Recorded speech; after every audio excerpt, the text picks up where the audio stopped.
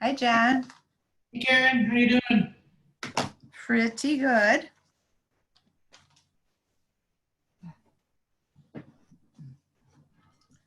How are you? Yeah, pretty good. Yeah. Nice and cool in the house. Yeah. You staying in? I stayed in the last couple of days. Did you? Because It it's so hot. was too hot out. It's too hot to do anything in the yard. I'll wait till it cools off a little. Is it terribly windy where you are? Today it was, yeah, today was windy all day. Yeah, it was crazy here.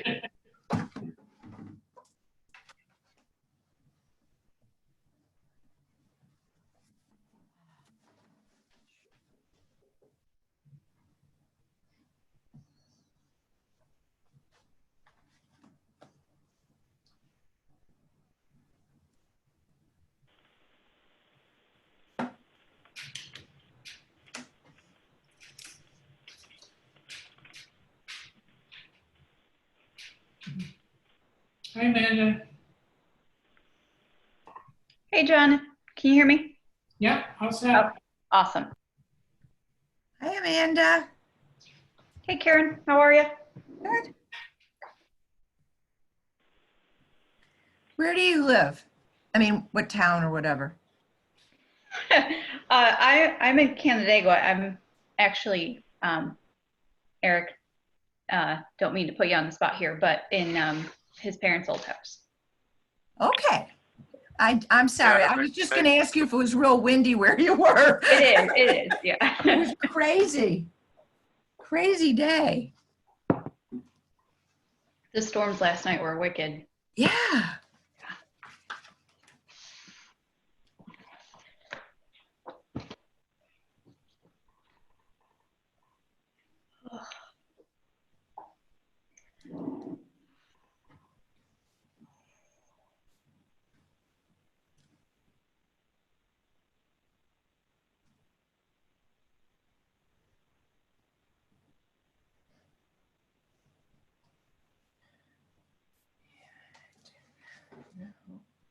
Amanda, you've got company there.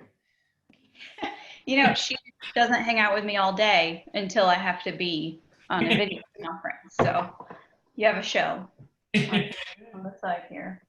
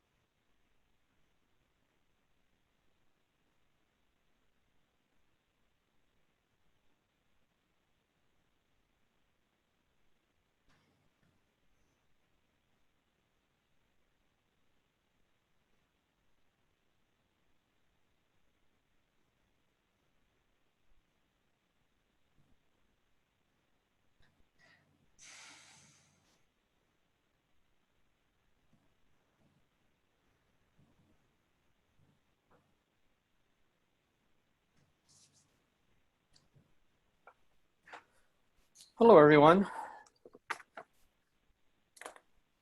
Jack? Beautiful evening. Good evening. You should be outside. Maybe Ryan is. Are you outside, Ryan?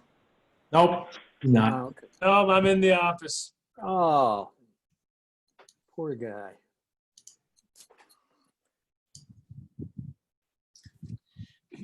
So if I drift off during the meetings because I didn't get much sleep last night, I guess I guess a lot of people didn't because the storm. Wow, that was some storm. Yeah. Yeah. Did you lose power? Anybody Yeah. lose power? Yeah, for about it must have been only about 15, 20 minutes. But it was Yeah, it was very brief for us as well. Yeah, Mhm. all the clocks were blinking.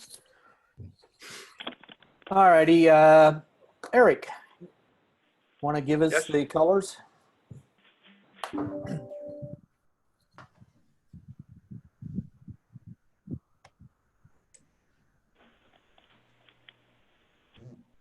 Okay, if everyone online can join me in the Pledge of Allegiance, I would appreciate it. I pledge allegiance to the flag of the United States of America and to the republic for which it stands, one nation, under God, indivisible, with liberty and justice for all. Thank you, everyone. You have tuned in to the August 25th meeting of the Town of Canandaigua Planning Board. I will first do a roll call, introduce the members of the board. Karen Belize, Here? Ryan Stachuk, I'm here. Gary Humes, Here? Amanda Van Laken, Here. and Bob LaCourse has been excused tonight. We also have with us John Robatella, our recording secretary, Yeah, here. and Lance, I didn't check to see if you're out there. I am here. Okay, thank you. Thank you. We also have Lance Brabant from the MRB group representing our town engineers. And running the video is our town planner, Eric Cooper. So that being said, oh, did somebody raise their hand with a bark? Sorry. Raise it a paw. All righty. Let me tell you a little bit about how we're going to work things tonight. We're going to have, first of all, our regular agenda, which includes 2 new public hearings. Mhm. One being for the Bates Schultzes, who own property at 5955 Knapp Road, and they are seeking a single stage subdivision approval. And the other is also a subdivision on behalf of Charles Gerlach, owner of property at 4883 Canandaigua Farmington Town Road. And he's requesting a single stage subdivision approval also. The notices of the public hearing were duly advertised in the August 14th Daily Messenger, and we have proof of publication of that. Then we'll move on to a site plan consideration from Design Works Architecture, representing Georgina and Douglas Lamb, owner properties at 3860 County Route 16. And then at 7:30, we will have a workshop to consider a concept plan submitted by the Venezia Group for property in the Uptown area. And so if you are here for that workshop, we will get to that at 7:30. So if you want to go have bite to eat or do whatever you have to do, please do that, and we'll convene for that particular workshop at 7:30. For the meeting itself, we will have the applicants make a presentation on their behalf. We will then have the planning board members ask questions or make comments regarding the application. The applicant or his or her representative will respond. We will then, as a board, deliberate on action to be taken on considering the particular application, and that we'll take a vote, and then we'll we'll call the question and have resolutions so adopted. If you want to participate in the discussion, please either raise your hand virtually on the Zoom screen or somehow get my attention, and we will make sure that you are recognized. If you do intend to speak, please give us your name and address clearly described so our secretary can record your comments. And that's the way that we'll proceed. Any questions on that? If not, first thing we'll do is privilege of the floor. Privilege of the floor is an opportunity for anyone in the audience who would like to address the board concerning anything that is not, any issue that is not on the planning board agenda for tonight. So if you have something that is not on the agenda, please raise your hand or so indicate, and I will recognize you and you can address the board. Okay, seems everybody on the call is here for the applications before us. So without further ado, let's move on to opening a public hearing for Eileen Bayschultz. Eileen wants to subdivide a property at 5955 Knapp Road and is seeking a single stage subdivision approval. Eileen, are you there or someone representing you? It looks You might like be Al Batesholtz is on. He is muted. muted at the moment. You might have, there he is. Can you there, hear Al? me? There he is. Yes. Good Yeah. evening, Al. Hi, how you doing? Good. Tell us what you like to do out there. You know, we'd like to subdivide our property into three sections. One major section that we would, you know, keep ourselves, and the other two sections, one would go to my daughter eventually and to my son eventually. Okay, which lot do you intend to convey to your daughter? That'd be the one on the east side. Lot 3? Okay. Yeah, That's the one I we have believe the that. application for right now, right? Yeah, Okay, that'll be subject to a site plan approval or review, I guess, at our next meeting. And again, the other two properties, your intent there is what, Al? just to have them remain in the family, hopefully forever. Okay. As I recall, your son wanted to do like some maple syrup farming. I can't. Yeah, my son and the grandsons are talking about that. I think they've already marked some trees and so on, but I don't think they've actually formally requested that from the town yet. Oh, you don't have to request it. You're fine to do that. Okay, I'll open it up to the board. Any questions you may have of Albert? I just wondered if there were any wetlands associated with your property. You know, nothing significant. We do have a pond in the center section. Okay. So it's not, you know, you have regular old animals and things and they're not obstructed in any way because you're subdividing. Correct, yes.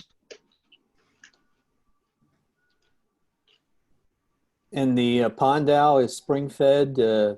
It's not as a result of any water course conveying into it, right? Correct. It's spring fed and we have some bass and bluegills in there. Don't let people know that. What is the frontage of lot one, of the proposed lot 1, road frontage distance? 225.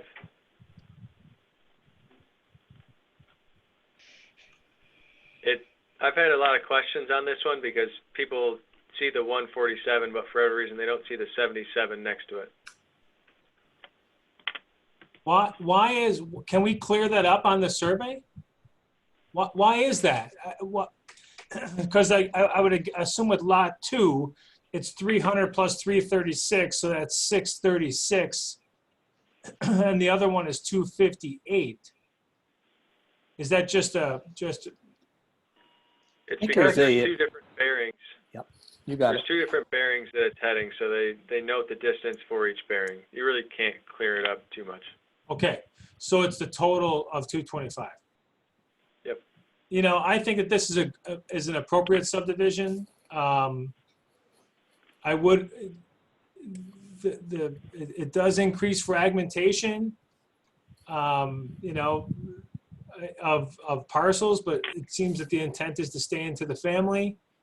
I would encourage that each of the properties, if you could manage those forests as one unit, if you would be willing, there's a free service available through the New York State DEC, the Avon office. You can contact Bryce June for a free forest management plan. Other than that, I don't see any problems with this, except I would encourage you to manage the property in the forest. It's a beautiful forest up there, and into perpetuity. Yeah, and you know, we certainly like to do that because again, we'd like to keep it the way it is as long as we live.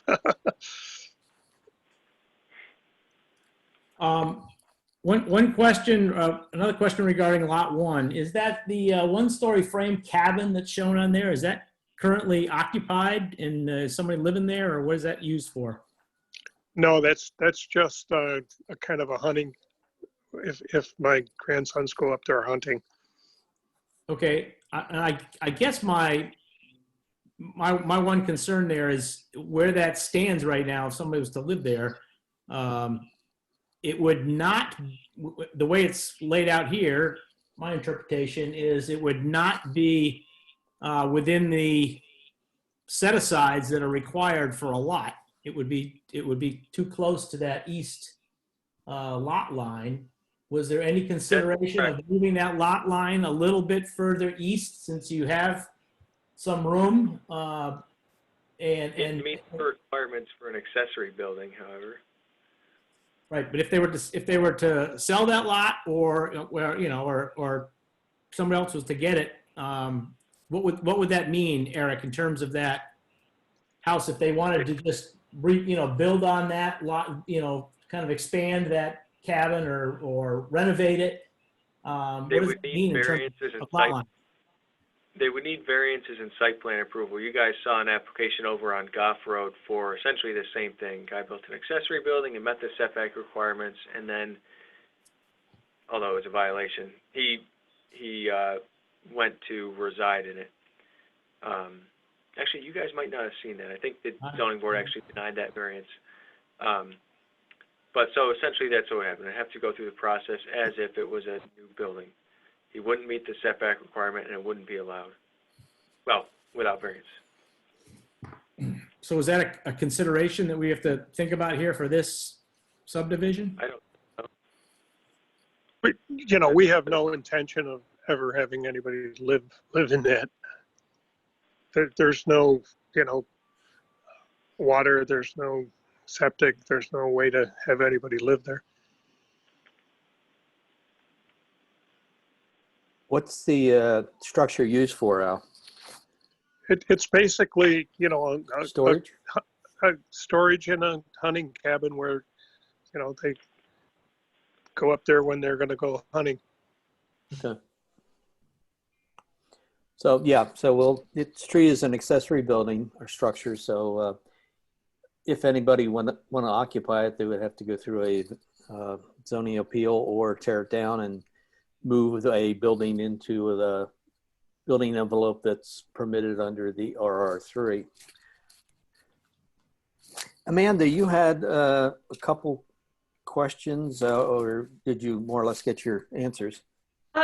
Mostly answered with everyone else, but hi everyone, this is Amanda. I do want to disclose for the record that my property does border the proposed lot 1 just at a very tiny, teeny little corner there. Just want to put that for the record. I don't have any additional concerns, but just for my own records, we kind of went through this really quickly. I know there's a new plan in the queue. Was that for lot 1 or for lot 3? The Lot proposed 3. lot 1 or lot 3? 3. Okay.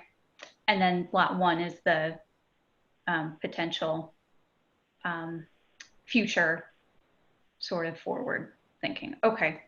It's quite dense through there. So yeah, I don't have any additional questions or concerns that weren't already asked.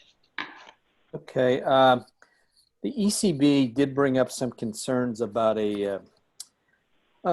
making sure that we consider a conservation subdivision, and there was a request from the applicant to waive that requirement. And I, just looking at it quickly, I guess it doesn't meet the standards of a conservation subdivision per se. So I guess we certainly should consider that as part of our deliberations.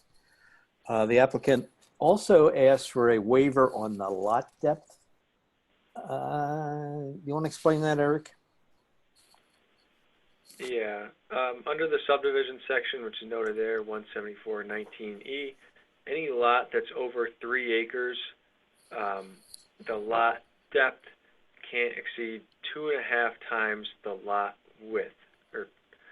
So these being all 225 feet, can't exceed 450, oops, excuse me, not 450.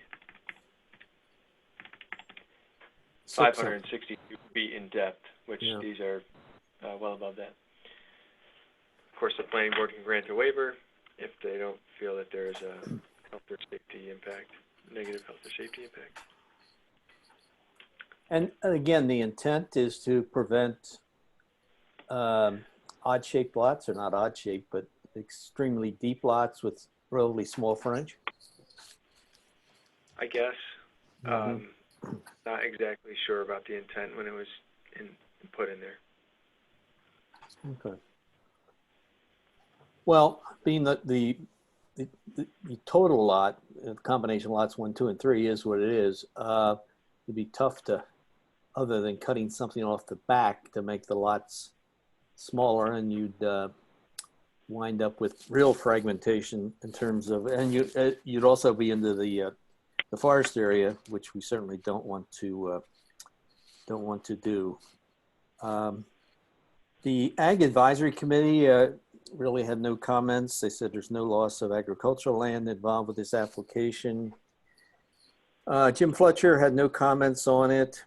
The County Planning Board had really no recommendation. They went through an analysis, but concluded sort of kicked it back to us for our consideration. I think that pretty well covers it. I do want to comment or to compliment the and for the record, John, the ECB and the Ag Advisory Committee, they did very nice reviews, and especially the Ag Advisory Committee. I think the reviews coming from them have been very detailed, very on point, and very helpful. So kudos to them. And again, in this particular case, they found that there was no detrimental effect to agriculture in the town. Anybody has anything else? I do, Chuck. Just a heads up that this is part of the forest protection area that was adopted by the Open Space and Conservation Easement Scenic Views Master Plan. I support the waiver for the lot depth. I think that actually helps to protect the landscape. And by having the 225 by 1800 depth, the back area there is steep slopes. Good. So I think that's if they intend to reduce fragmentation, exactly like you said, Chuck. So I'm willing to move on this. Does that need to be in a separate motion, or does that need to be part of our findings? Well, I think it's probably in the findings, but I think if you pull up the resolutions, Eric, I think it included that with this adoption of this resolution, we are waiving the two, the conservation subdivision and the lot depth, to answer your question. If not, we'll put it in there. Condition number 5 does waive the lot depth, but it does need to be amended to include the conservation subdivision criteria. Okay. We knew you'd be on that, Lance. Okay. So if you include that in that the waiver, that would be good. I'm ready. If the board's ready to move on to the seeker consideration, this is an unlisted action. And being it's unlisted, let's take them separately. Mr. Chairman, this is John, closing the public hearing. Very good. If I didn't do it, you did, John. I closed the public hearing on this application so we can move on to our deliberations, and the first consideration would be the seeker. So if someone would, we did get a part 1 from the applicant, and we have part 2 and part 3 that were completed by our engineer. And I find them to be in good order. If everybody else does, would somebody give me a motion regarding the seeker? I'll give you a motion. I move that CPN 20-047 for a single stage subdivision plan approval meets the qualifications for seeker. It is a type 2 application. Unlisted. Sorry. Unlisted. Thank you. Okay, do I have a second? A second. This is Amanda. Thank you, Amanda. Alrighty, all those in favor? Aye. Aye. Opposed?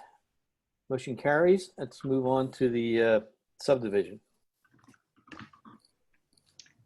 Let me get my bearings here. This is Amanda. I will make a motion for CPN 20-047, single stage subdivision plan approval at 5955 Knapp Road. I'll second that. And let us look at the conditions, Eric, again. I see one, the waiver. We have that for the lot depth. That will be amended to include conservation subdivision. Correct. The set aside, that's something that will apply, well, it'll apply next month, next meeting when we talk about lot 3. And everything else seems to be in good order. Okay. So Amanda's made a motion, and the second was? Ryan. Right. Okay, I've motioned second to approve a single stage subdivision for the referenced property. All in favor? Aye. Aye. Opposed? Okay. Good luck, Al. Thank you very See you much. I'd like to compliment everybody that we work with there in the town of Canandaigua. You guys have been very helpful. I couldn't believe all the different forms and things we had to, handle, and without your help, we never would have gotten through it all. So thank you very much. And I appreciate all the help we got. And you guys are doing a great job. Well, you got to come back to us next meeting, so don't give us a compliment yet. Okay, well.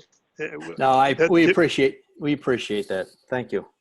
All right, you're welcome. Have a good evening. Yeah, thank you very much. Appreciate it. Bye. Okay, we will move on to a public hearing on Charles Gerlach, who wants to do a subdivision of a property at 4883 Canandaigua Farmington Town Line Road. Charlie, Chuck, are you out there? I'm Charlie, yep. Okay, Charlie. Tell us a little bit about the property and what you want to do. Well, it's farmland right now. Mm-hmm. Always has been our family for quite a few years, and my daughter wants to live here where I live, I'm moving home to my homestead, and I got divided off farmland for her. Well, it's good to hear you're keeping the children in the area. Yep. Okay, so yeah, this is a lot. The remainder is up here. Yep. Going up. So that's just the subdivided lot that we're looking at, the big picture, right? Yeah, what's being Yeah. cut off is right here, the Yep. home right there, and then the remaining portion is this large piece there. Yep. You can get a better idea on Encore, I guess. So can you show there, Eric, what's the piece that's, oh, it's there where the house is there? Yep. That piece right there? Yep, essentially. Got it. And there were some wetlands. This was the one I was thinking about, right? And this, Not on the piece to be subdivided off, the house Okay. portion. even in the survey, because there were some comments. I'll get them out though. There's no wetland way down in the one corner, Okay. In other words, where you're talking about. nowhere near where we're talking about. Okay. Mhm. This Cattle is for the outline. through the back. Mm-hmm. Well away from that. How close is the driveway to the new property line? Is that it? Right on the edge of it. Should be about 4. Yeah, down below, it looks like it's 6.3 feet. It shows down right there at that point, and it's a lot closer up to the north. The 6.3 refers to the setback for the shed. Oh, okay, thank you. This is probably a more accurate one. So the fence is 3.9 feet. It looks to be pretty similar, like it splits the difference. So it's probably about 4 feet. So it really doesn't show the driveway. You have to scale it. I'm just thinking about our 10-foot requirement for driveways from property lines. I determined that that was not required in this instance because there is some instances where the driveway is shared to get to a portion of the lot behind here. Okay. Not to make this complicated, but does that require then an easement be established on lot 1 to access lot 2? No, it doesn't require that. Okay, even though, Why not? It doesn't require it. The planning board could if they wanted to, but there's nothing that says it needs to be done. I have another driveway I can go in. I don't have to use that one.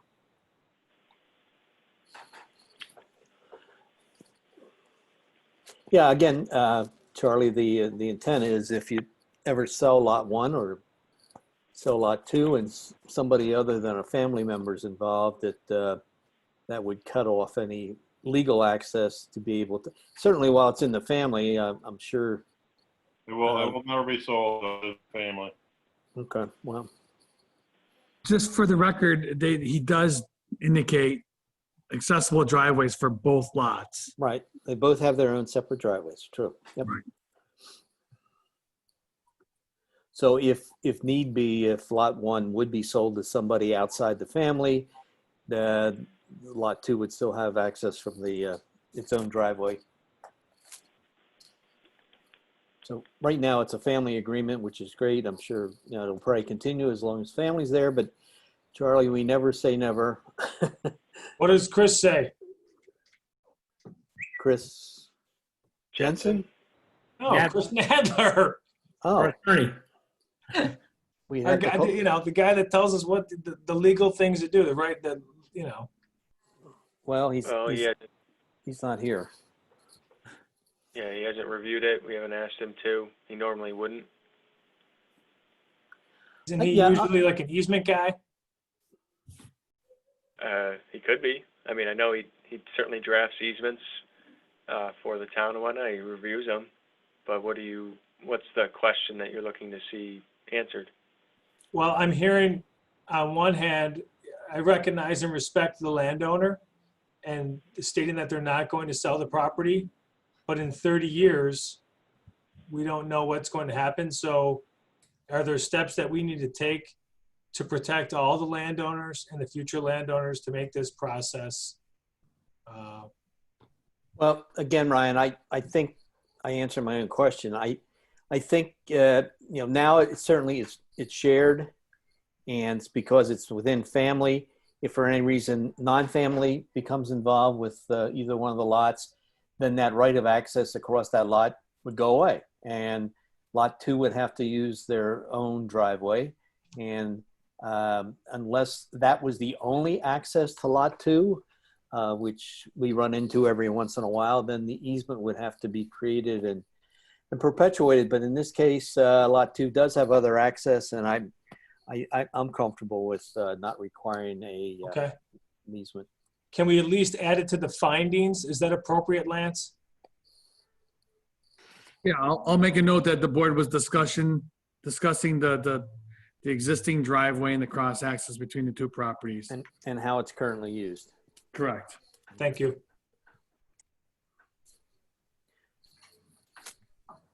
Amanda, anything? I don't have your memo in front of me. I think you had a couple questions.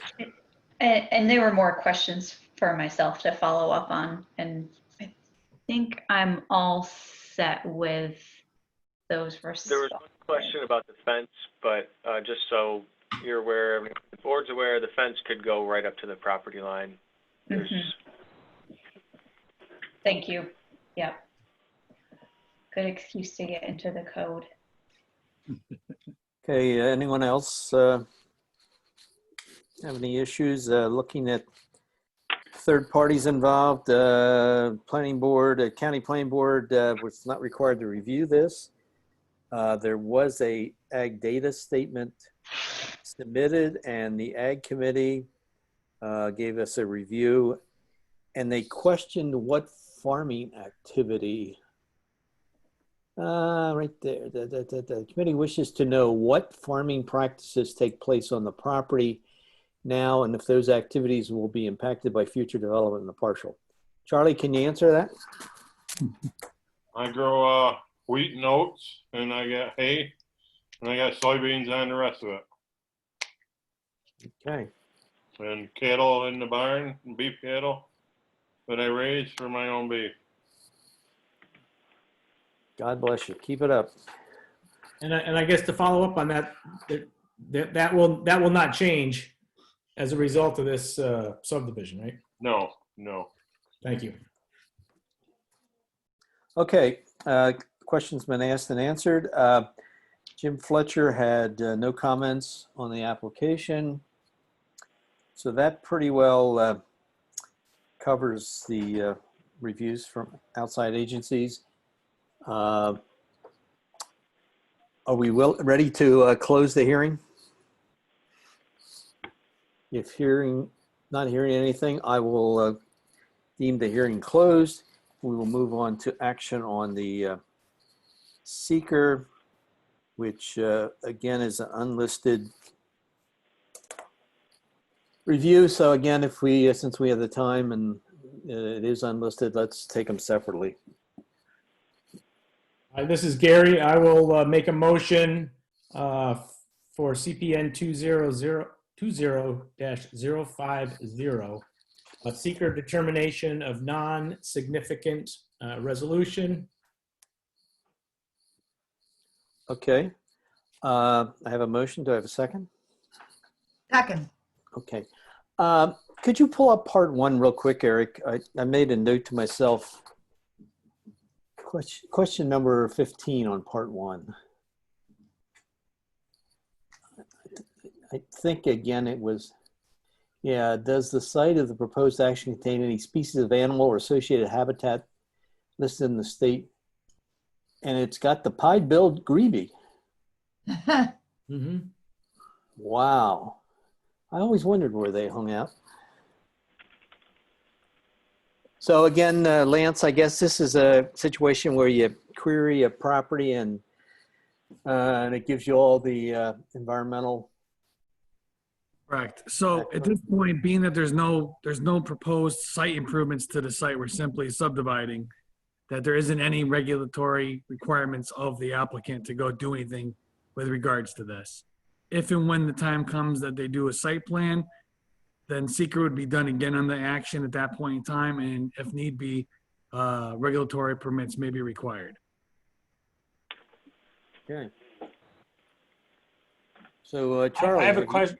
I'm sorry, Chuck. I have a question about that, Lance, but why, so is the correct answer to number 15? Okay, now it's all of a sudden it says yes. How did that happen? So what happens is when you fill out these EAFs, Right. if you've done them properly, which this applicant has done, you get this summary sheet, which is the last sheet of the page that says the most important questions, I think, based on our evaluation of it. And what it is you fill in your location on the EAF mapper online. And then the DEC has already determined that these things, and they populate those particular questions with the correct answer based on their reports and their documentation. So sometimes you might get an applicant that comes before us and his property is near a wetland. So DEC populates that as a yes, there's a wetland nearby. And then we have to go through the documents to determine whether or not it's going to be impacted by the project or not. In this case, same thing here. There's documentation that shows that there is a species on or around this property area, and that at a time of construction or improvements being proposed on the project site, it's possible that a permit may be required of them. Okay, I understand that, but in my resolutions that I'm looking at from the web, from our site, my number 15 is checked no, and the site that I'm looking at right now that Eric has put up, number 15 is saying yes. Does that make sense? So the documents I have are not lined up with the exact same things that Eric is showing. Your part one?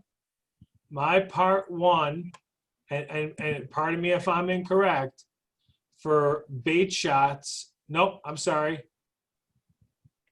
Gerlach. Gerlach. They were flip-flopped. Okay, in I'm the- sorry. Might be in looking the at the wrong one. resolution. Yeah. I may be looking at the The one that wrong we one. have- They're not in, I guess they're not in order. The one we have posted online is the correct one. You're looking at the wrong one. Okay, I'm sorry. I'm trying to find it with the blue sheets here. I apologize. I would make a motion then. I'm trying to look for this here. Gerlach 2 site CPN 4883 Canandaigua, Farmington Town Line Road, a 2-lot subdivision. I'd like to make a motion for a seeker determination of non-significance resolution and subdivision approval with. Wait a minute. We had, John, we have a motion for the seeker, right? Yes, Gary moved it and Karen seconded it for the seeker. Okay, let's act Sorry. on that. Let's act on that, and then Ryan will get back to you for the site plan. Gotcha, So, sure, okay. all in favor of seeker unlisted action, say aye. Aye. Aye. All opposed? Okay, Q Ryan. I'd like to make a motion to approve CPN 20-050, single stage site plan subdivision for 4883 Canandaigua Farmington Town Line Road with 4 conditions as stated. I need to request that the conditions are changed. Okay. I believe, unless I'm looking at them wrong. Never mind. No, they're right. I apologize. Yeah, okay. Lot 2 is not buildable 1. Okay, so Right. and do I have a second? Second. Okay, moved by Ryan, seconded by Karen to approve a single stage subdivision as stated in the resolution in front of us. All in favor? Aye. Aye. Opposed? Okay.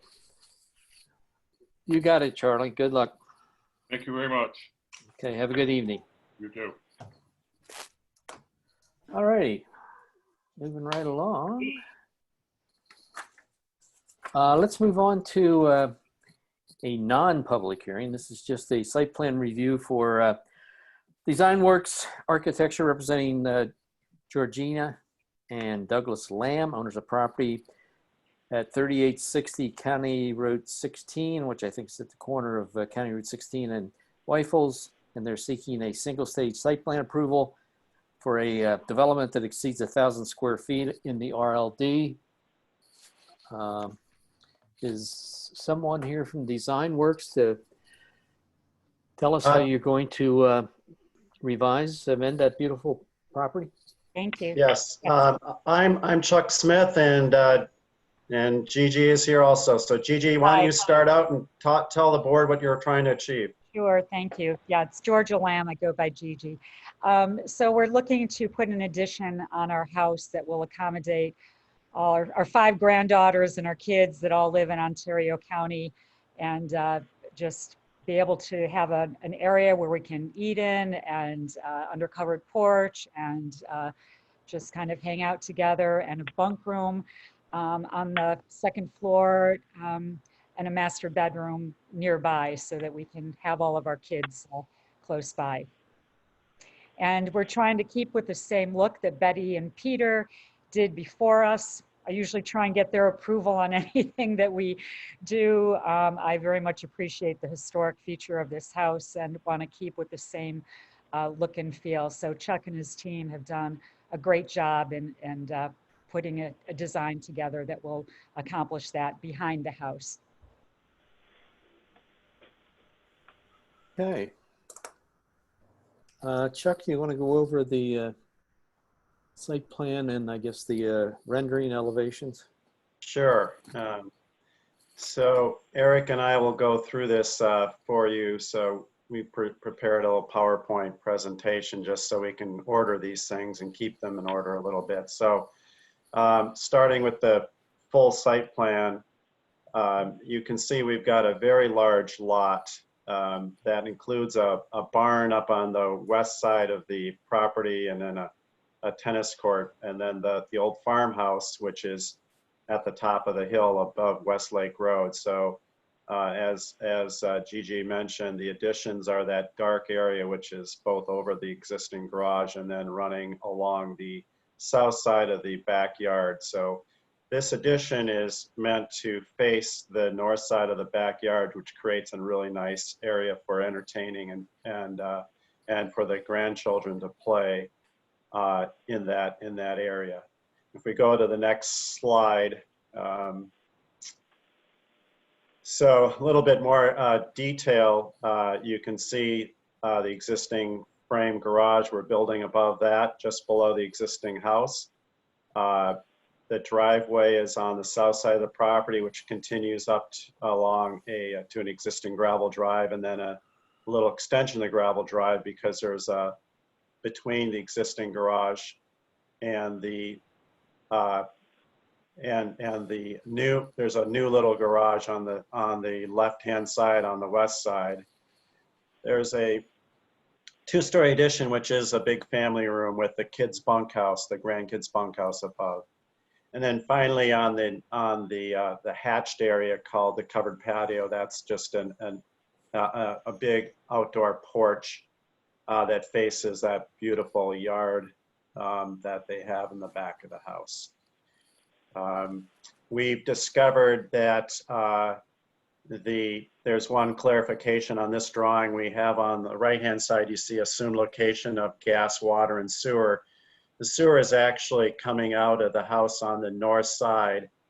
So you can see that it comes out at an angle at the north side and kind of heads in the direction of to the north, because that's where the septic system was at one point, the septic tank. And then once it was connected to sewer, it takes a right-hand turn and goes down the hill to the street. And so we're going to be connecting the addition along the west side of the house. You can kind of see that green line that is coming underneath the new patio, and then comes along around existing improvements and then connects into the existing sewer line. So it's all gravity feed. around the west side of the house and the north side of the house. So that's something we discovered after we made this application. So next slide is just to show that, you know, we've got so in this Lake District, we've got the large lot section of the code for the RLD. Some areas of concern, we've gone above the 25-foot height limit for this addition, but we're allowed to go up to the 27 feet of the existing house, which was surveyed by Venezia Associates. So we've got that on record as to the height of that existing house. So we're right below that. And then with the total lot coverage, we're well under the maximum lot area coverage because of the large lot that we have. So we're good there. We don't need any variances. And next slide, Eric. So the construction sequence, we're hoping to get started with this project this fall, and then it will be completed in the spring. So we've got erosion control measures in place, and with seeding and final grading and seeding and final erosion control measures removed sometime in late spring, early summer. Again, we're behind the existing house, so there's very little exposure to erosion to the lake. Next slide. So this is the addition. So down below with the single window is the existing garage, and then above it is the master bedroom with a little balcony overlooking the lake. So this side is facing east, looking at the lake. It's connected to the existing house with a little entry vestibule that's on the right there. Then the next slide would show us the backyard side. So this shows how we're addressing the house to the backyard, so that there's a patio and an outdoor porch and large quad doors from the family room all opening up into the backyard to create a really nice outdoor room for the family and for the kids to play. Next slide.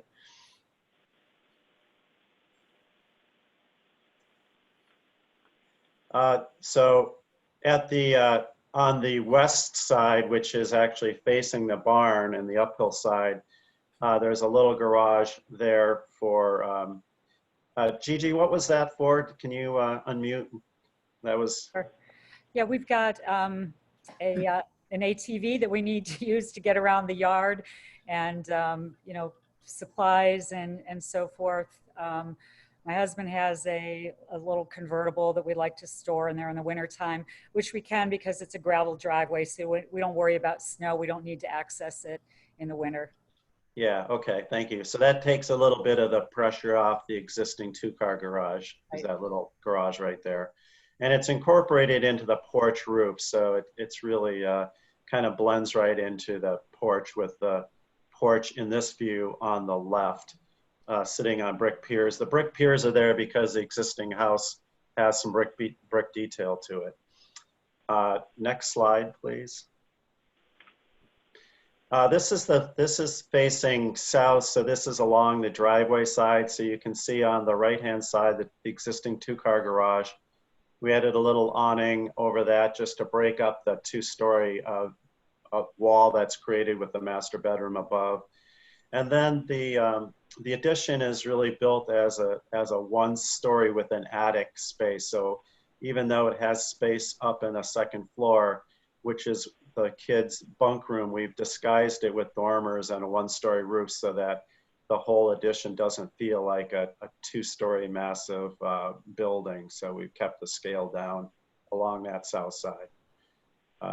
And then on the left side, that little peak, that's the south end of the little RV garage and porch. Next slide, please, Eric. This is the front of the existing farmhouse. So our activity is on the left side of this. If you notice, there's a beautiful tree, which will help to meet the shoreline development guidelines, because we're heavily screened from both Westlake Road and the lake on this addition. Next slide. This is the existing garage as it sits today without the addition. You can see the little entry on the right that will be maintained. Next slide. This is a view from the garage wing, and you can see the number of trees that are between the house and the lake. So it's well screened. Lots of beautiful landscaping. It's a beautiful property. So we feel we've met the guidelines for the shoreline development guidelines. Next slide. And that might be it, actually. That's it. Yeah. Okay. Good. Thank you. What kind of a fireplace do you have in there? I noticed is it a wood burning kind of fireplace? Yeah, it's a built-in barbecue with a flue. Since it's under a roof, we have to create a hood and a flue so that if there's so the smoke goes up the chimney and if there's a grease fire, it doesn't burn the building down. So it's not a fireplace like you sit around logs. It's for cooking, but the chimney's there for that. Correct. It's the chimneys for cooking. Yeah. Yes. Thank you. Yeah.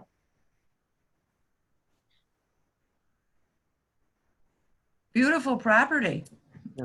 Yeah. Chuck, on this perspective, since you have it up, I guess it's just the way it is a perspective.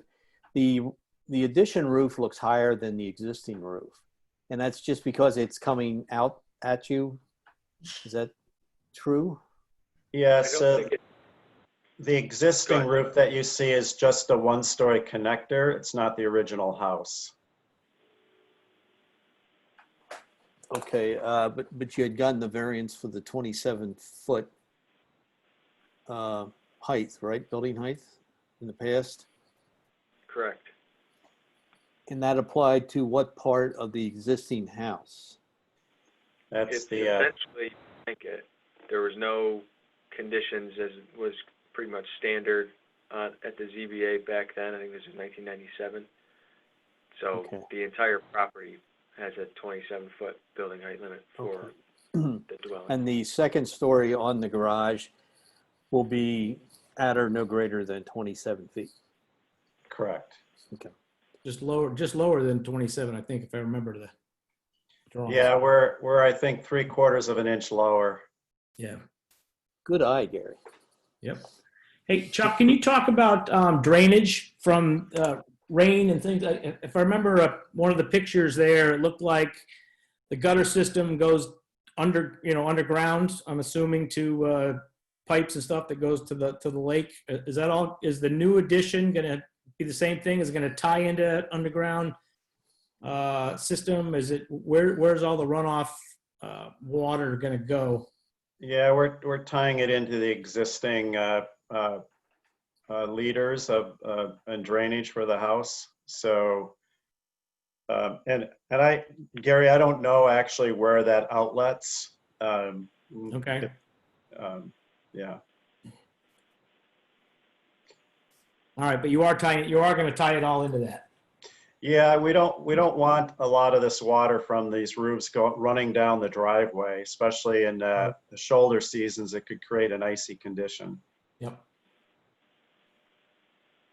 Don't you, Chuck, don't you think you should check on the size and condition of those laterals, those storm sewer conveyance pipes? Because I guess you have a lot of trees, you have subject to roots. It'd be a shame to, put this addition on and next thing you know, your gutters are bubbling over. Yeah, we'll, Chuck, duly noted, we'll talk to the builder about snaking or running a camera down those things, make sure we've got that they're clear. So I guess that leads me over to Lance. Your review was quite detailed, Lance, and I see they're disturbing about 5,700 square foot. I don't know where that puts them in terms of the 2-year conveyance requirement or collection. Speak a little bit about storm sewer and stormwater retention if needed. Yes. Yep, I'm here. I'm sorry. I was pulling up in the site plan. The town has a requirement that if they disturb more than 20,000 square feet of disturbance associated with the project, then they would have to convey through a 2-year storm event through some kind of water quality practice. That is what is currently in the site design criteria that was adopted by the town. Yep. And one of our comments was in regards to locating the existing laterals so that we can have an idea of where they're discharging to, whether they were sheet flowing off the property or if they ultimately discharge to what we're assuming they do, which is Westlake Road. So that we did ask for those locations to be shown if possible. I'm sorry, did you say 20,000 square feet or 20,000 square feet. 20,000? Okay, I'm sorry, I was thinking 2,000. Okay. So they're well under that, the 5,700. Okay. Correct. But as it relates to that, and as Chuck mentioned, the applicant mentioned that they're looking for those laterals. Ultimately, we were suggesting that they be shown on the plans, and the ultimate disposition of those laterals be identified so that we know that they're not being conveyed off the property to the neighboring site. We want them to go toward the road if possible, which is where I'm assuming they go. We should have them on the plans. I guess as far as visual effect of the addition, obviously on the north you have quite a line of shrubs that go up along Weifels Road, so that certainly will not, that'll screen anything from Weifels. The west is into your backyard, and the north is toward your neighbors, but I guess the east, I just want to make sure we're square there because that's the side that would be facing the lake. You do have an existing large tree. I just want to make sure we discuss this and the board's comfortable with what will be there or what is there and will remain there. And that is the applicant's intent as far as complying with the shoreline development guidelines. Any of the board members have any questions? No, I was just going to ask again, and I think you maybe just covered this, but are there any large trees or anything that need to be removed behind the garage where the major addition is being put? No, there's not. Okay.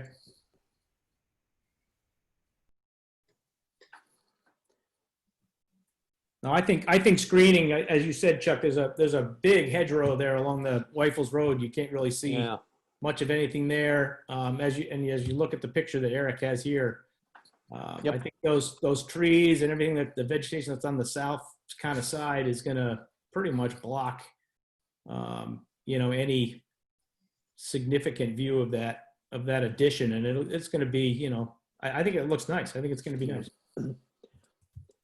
What's the material, the facade material you're proposing on the addition, Chuck?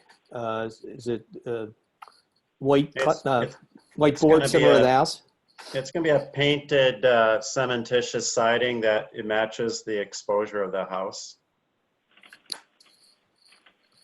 And then there's that, but there's also some board and batten that's also going to be white because the house is white. It's a white farmhouse. So in the back, there's some board and batten to break up the massing. But the house itself is a white clapboard. Clapboard, yeah. Yeah. So you're just going to extend that motif, okay? Yeah, the white clapboard continues around on the east side facing Westlake Road, but then in the back it turns to more of a barn-like board and batten. Are you just roofing the one part that you're adding, or you have to re-roof everything? We just put a new roof on a couple of years ago, the whole house, so. Perfect. Yeah, the addition doesn't touch the existing roofs of the house, other than that little extension off that one-story connector, which you see on this view, it's on the left-hand side. So we disturb the existing roofing a little bit right there, but the main house doesn't get disturbed. Okay, I'm just checking my notes. Anybody else on the board? I have a couple Amanda?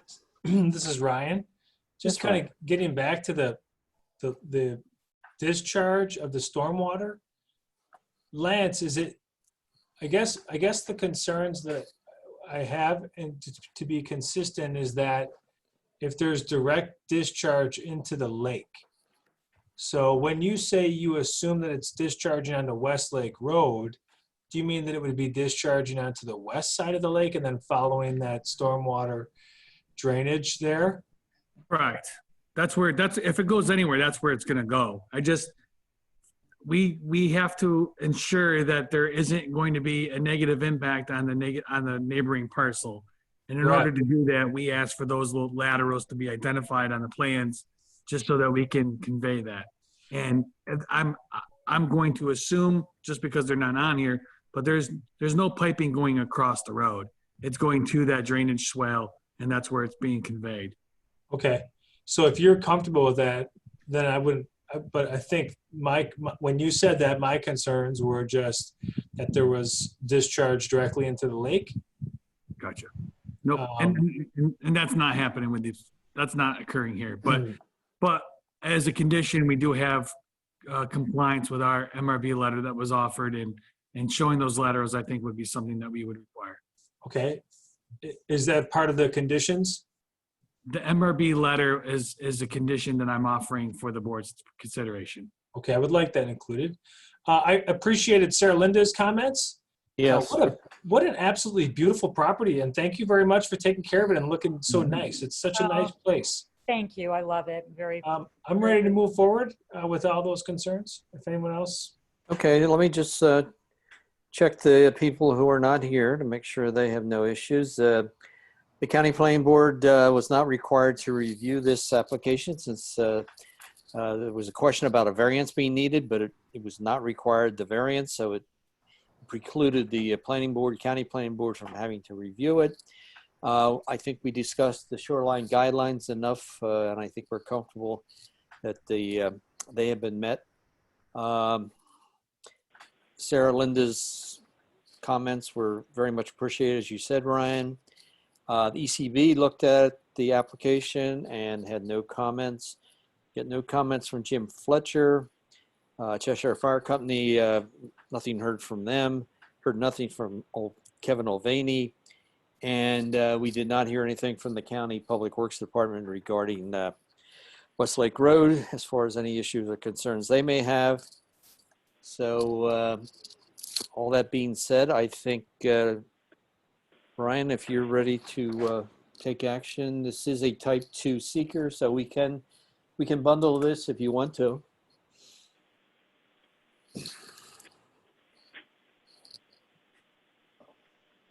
You're muted, Ryan. Oh, good job, Eric. Thank you for that. We can't read lips. This is the first resolution in our packet. I'm comfortable moving on both the seeker and subdivision if everyone else is. Site plan. Site plan. I'm sorry, site plan. I guess I wasn't comfortable with it. I'd like to make a motion to approve CPN 20-045 at 3860 County Road 16 with the seeker resolution, type 2 action.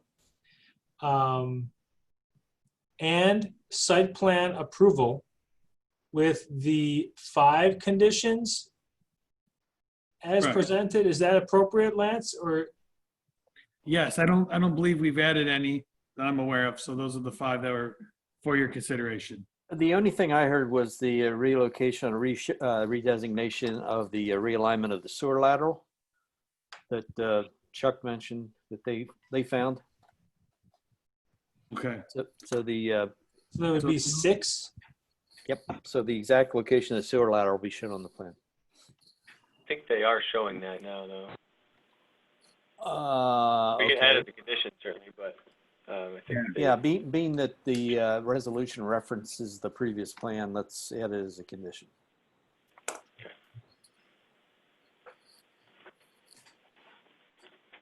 Okay, so we got I'll second six. that. Okay, thank you very much. We have a motion and a second, a motion from Ryan, a second from Gary to bundle the seeker and site plan approval for the land property on County Route 16. And all in favor? Aye. Aye. Opposed? Okay, Gigi, you're off and running. Thank you Good so luck. much. I appreciate everybody's support and help in this process. So I'm very excited. I just have to figure out how to pay for it. Okay. Thanks. Thank you. Thanks for joining us tonight. Thanks. Thank you, everybody. Thanks, Chuck. take care. Bye, Chuck. Okay. Got a couple minutes before we do the Venezia show. So let's go over some of the housekeeping stuff. How about the minutes of the August 11th meeting? Move to approve. Okay, thank you. Second? I'll second that. That's Amanda. Okay. I have a motion from Karen. Amanda gave us a second. All in favor? Aye. Aye. Aye. Okay, no referrals from town board. ZBA has no request for any recommendations from us. Code enforcement officer is moot. We have no letters of credit, bond releases. No surprises, Eric? No. Okay. I didn't know if you wanted to go over anything from like the comprehensive plan. Yeah, I'm moving down there. How about the comp plan ordinance, if you have anything? And you have anything, any update on the Middle Cheshire workshop? I guess that was just a presentation, and I guess they were looking for comments, but I guess there's been no documentation as to what transpired out there. Actually, just today I got a message from Kimberly Baptiste. Oh, geez. Sorry, my computer does this weird thing sometimes with PDFs.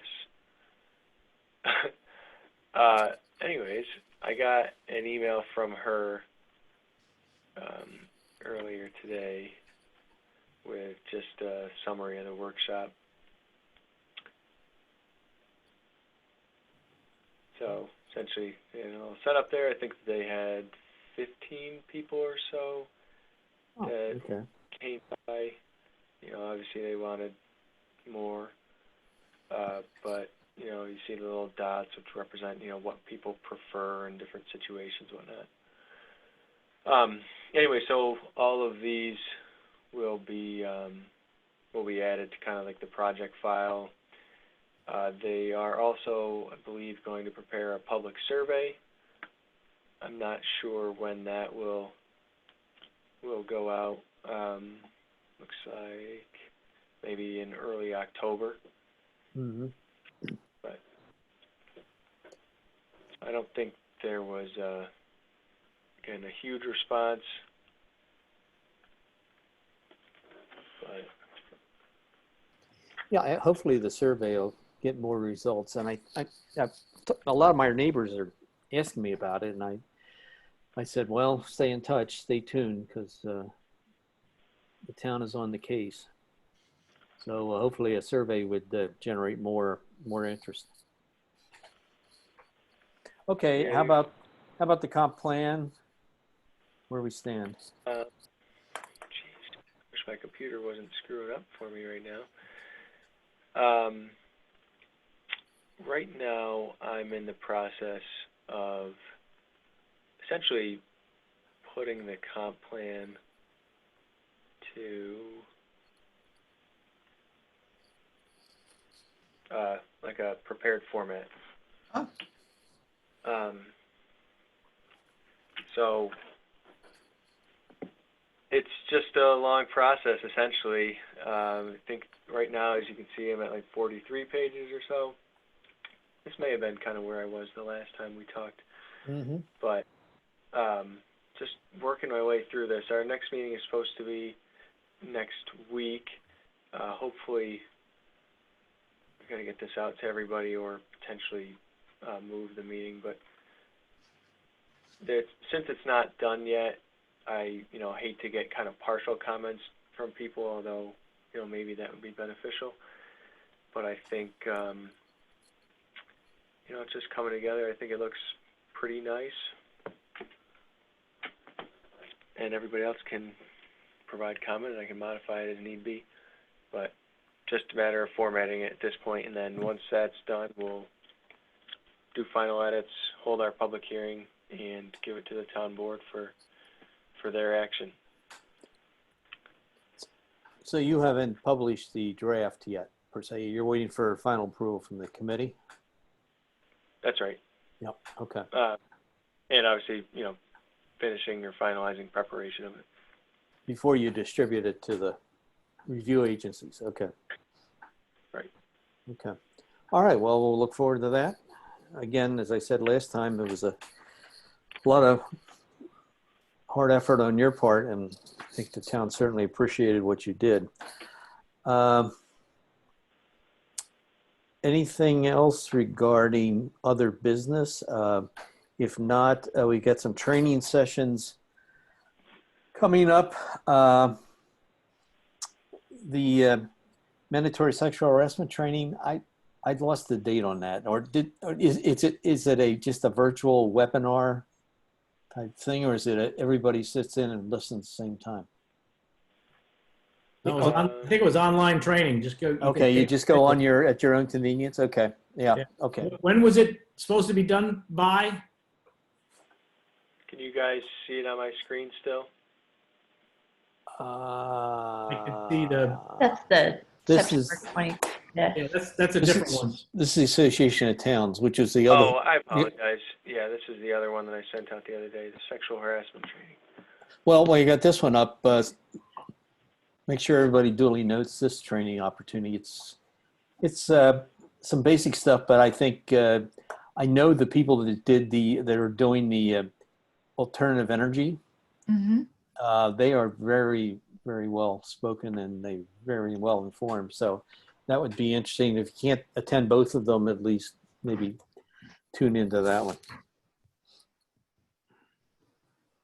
September 16th, Wednesday in the courtroom. That might be for the, sorry. Oh, That's the staff one. I think that you're available to come in for it. I can't, sorry, I'm looking for the other email she sent with everything else. This one, I believe. Yep. Yeah, that's it. So have it completed by October 1st, 2020. All right, beginning of fiscal year. Got it. Would you send that out again? Yeah, I was just going to say, I'm trying to find Somehow it got lost in my shuffle. Thank you. The other thing is speaking of training, Michelle sent out the amended spreadsheet with our training hours. Duly note them, and if the opportunity arises, make sure you get yourself signed up for some training. And it's very simple to do, being we can sit in our pajamas in the comfort of our home and take the training. So with a cup of coffee, or if it's an evening training, with a glass of wine. So make sure you get yourselves signed up and complete your requirements on that. Looking ahead to the 8th, John Robitello has notified us he will not be here for that meeting. So if I'm sure Eric is working on somebody, if not himself, to take the minutes for that meeting. Yeah, I'll try to find somebody else to do it. Can't we record it and can't John, I should say, John, are you willing to look at the recording from Zoom recording and then take notes? I'm going to be out for a while, Ryan. Oh, really? Okay. just because you're so amazing at it, you know what I mean? I'd rather get to get It's a good point, Ryan, and it will make it easier for whomever does end up doing it. Okay. Michelle will be out then too. Normally we might ask her. So we're trying to see if somebody in the clerk's office might be willing to do it. I'll have a grid so that all they have to do is fill in the blanks. I'm sure you will, John.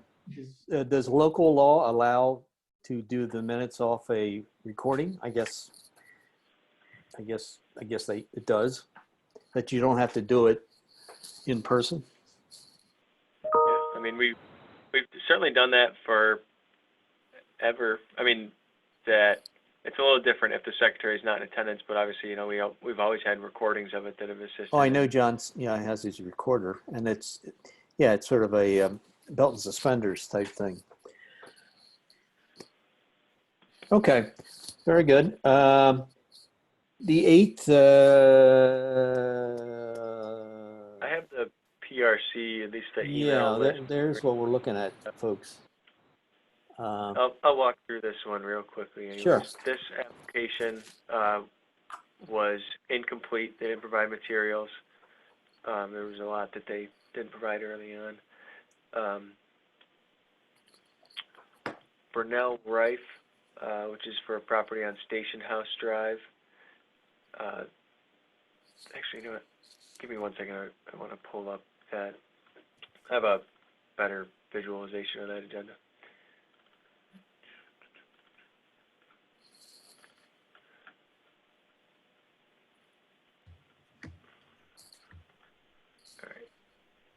All right. Let's see. Lake Breeze Way. So you guys saw 5B1 Lake Breeze Way. I don't know, it would have been earlier this year, maybe in January. At that time, they were proposing and did do a lot line adjustment to combine 2 lots on Lake Breeze into one large lot. Mm-hmm. The potential purchaser of that lot fell through, and now they want to re-subdivide that lot. So the never-ending saga of Fox Ridge, we're trying to come to a completion here. Oh, dear. They're going to subdivide that lot back. The next application, Bill Grove for Eileen Batesholtz, that is the application we were discussing earlier tonight or related to it. That is for lot 3, that easternmost lot. They're going to build a new home there. It's, I mean, I don't want to bias you in your review of the application, but it certainly doesn't, go back into the woods too far. Mark's Engineering for David Altimus, another new home. This is off of Sand Hill Road, just a single-family dwelling. There are some environmental bodies, I guess, on the property, stream, wetlands, floodplain. They're trying to stay out of them as much as possible. No variances are needed for any of them, just planning board approval.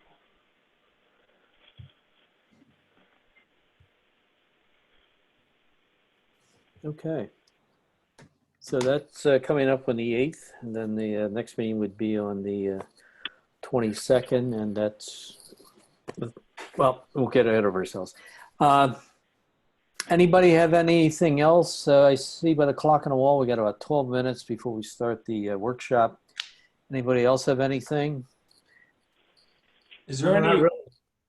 I was just going to ask if we could take a 10-minute recess, official recess, and then come back at 7:30.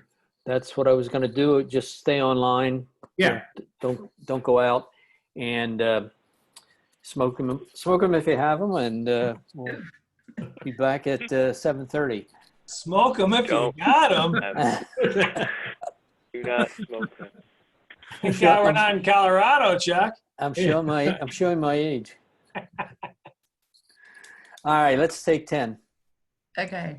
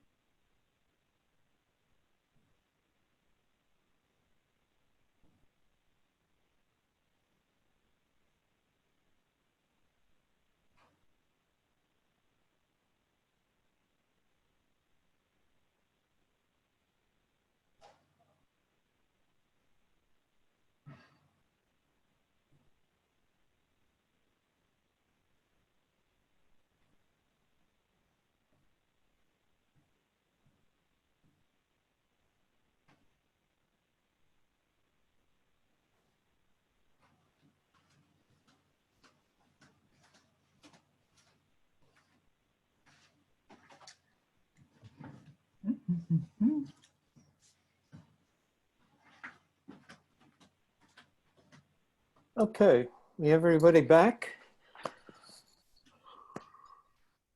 I see Gary, I see Karen, I see Amanda. John, are you there, Eric? I'm here. Okay. All right, looks like we have quite a few guests joining us for this workshop. Let me tell you a little bit about what's happening. This is unique. Trying to do a workshop to discuss a concept plan by virtual means is something that's I've never done before, but it certainly lends itself more to having the ability to lay a plan out on a table and noodle over it and point to things and those kind of things. So that ability is somewhat lacking this evening, but at least if we can, if Eric can stay up, keep the drawing up and as to what the applicant is proposing, that would be most helpful, and we can move around the plan as we go. The neighbors were notified of this meeting. And They were. Can I say something too? Sure. I was told by the manager of Centerpoint that there was some confusion about the address. So Ontario County lists 22361 Brickyard roads. One is the one that we're talking about tonight. The other one is within the townhome development. So I apologize for any confusion that was caused by the dual addressing of that, but I assure everyone we were talking about this parcel on Airport Road, a little bit on Brickyard, not a rezoning of the townhome development there. That address error will be corrected with Ontario County. Okay, but better to have too many people know or have more information than less information. So that's good. But we are looking at a number of parcels. Yeah, it's not just that parcel, right? No, That well, you had there? no, not at all. Continues up to Thomas Road, right? There are contiguous parcels that the applicant either owns or has equitable ownership of. And I think we decided that when we looked at the request for rezoning for 2361 Brickyard, well, the fronts on Airport Road, we said, well, we want to look at the big picture, the entire concept of what we have in mind there. And the applicant, Mr. Venezia, was very cooperative and said, sure, we can do that. And why don't we sit down and have a virtual workshop and discuss the property as to what's proposed, how it fits into any master plans that the town may have, and go from there. And then he can get some feedback from us tonight on his concept plan, his sketch plan, and he can move forward as he sees fit. The Brickyard property has had a formal application for rezoning to MUO. That has been discussed by this board. I think in principle, we thought that, at least it was conceptually, it was a good plan as to what to be proposing in terms of the residential. We did have some concerns. I think when we were reviewing that plan, that Eric also had a very detailed review that he had done of the area regarding issues. So hopefully tonight, Mr. Venezia can make a presentation as to what he's proposing, how he intends to address some of the issues that were previously brought up, how it fits into our comprehensive plan, our uptown plan, the concept of the MUO, possibly a conservation subdivision if applicable, and all those factors being considered. So with that, Rocco, I think you're out there, and if you would like to take the lead and make a presentation, would be most appreciated. Yeah, thanks, Chuck. Can you hear me? Yep. Okay. Everybody can hear me? Yes. Eric, can I see the overall plan that shows all the properties? Yep, I apologize. Just pulling up the uptown plan. No, I know. Reference. And while he's pulling that up, I should have said that If anyone in one, the yeah. audience, we certainly want your input also. If anyone would like to speak, please raise your hand virtually on Zoom or somehow get my attention, and we will have you address the board with your ideas after the presentation. And I stress after the presentation. Please give us your name and address for the record. And all that being said, Rocco, you're on. So Uptown Point LLC is a LLC owned by my son and I. We actually own the 60 acres we bought from Mr. Billatier and Mr. Farcione. And then the 2 parcels to the north owned by Wally Jones and Terry Dukowski, we have a 5-year development agreement with purchase options to purchase. We wanted to get past all this before we formalize that. We tried to do the same thing with the southern parcel, but they wanted us to buy it, so we worked a deal and bought it. So we're pretty committed on the project. So point of information. That, Point of information, Rocco. There's 5 parcels involved, right? 3.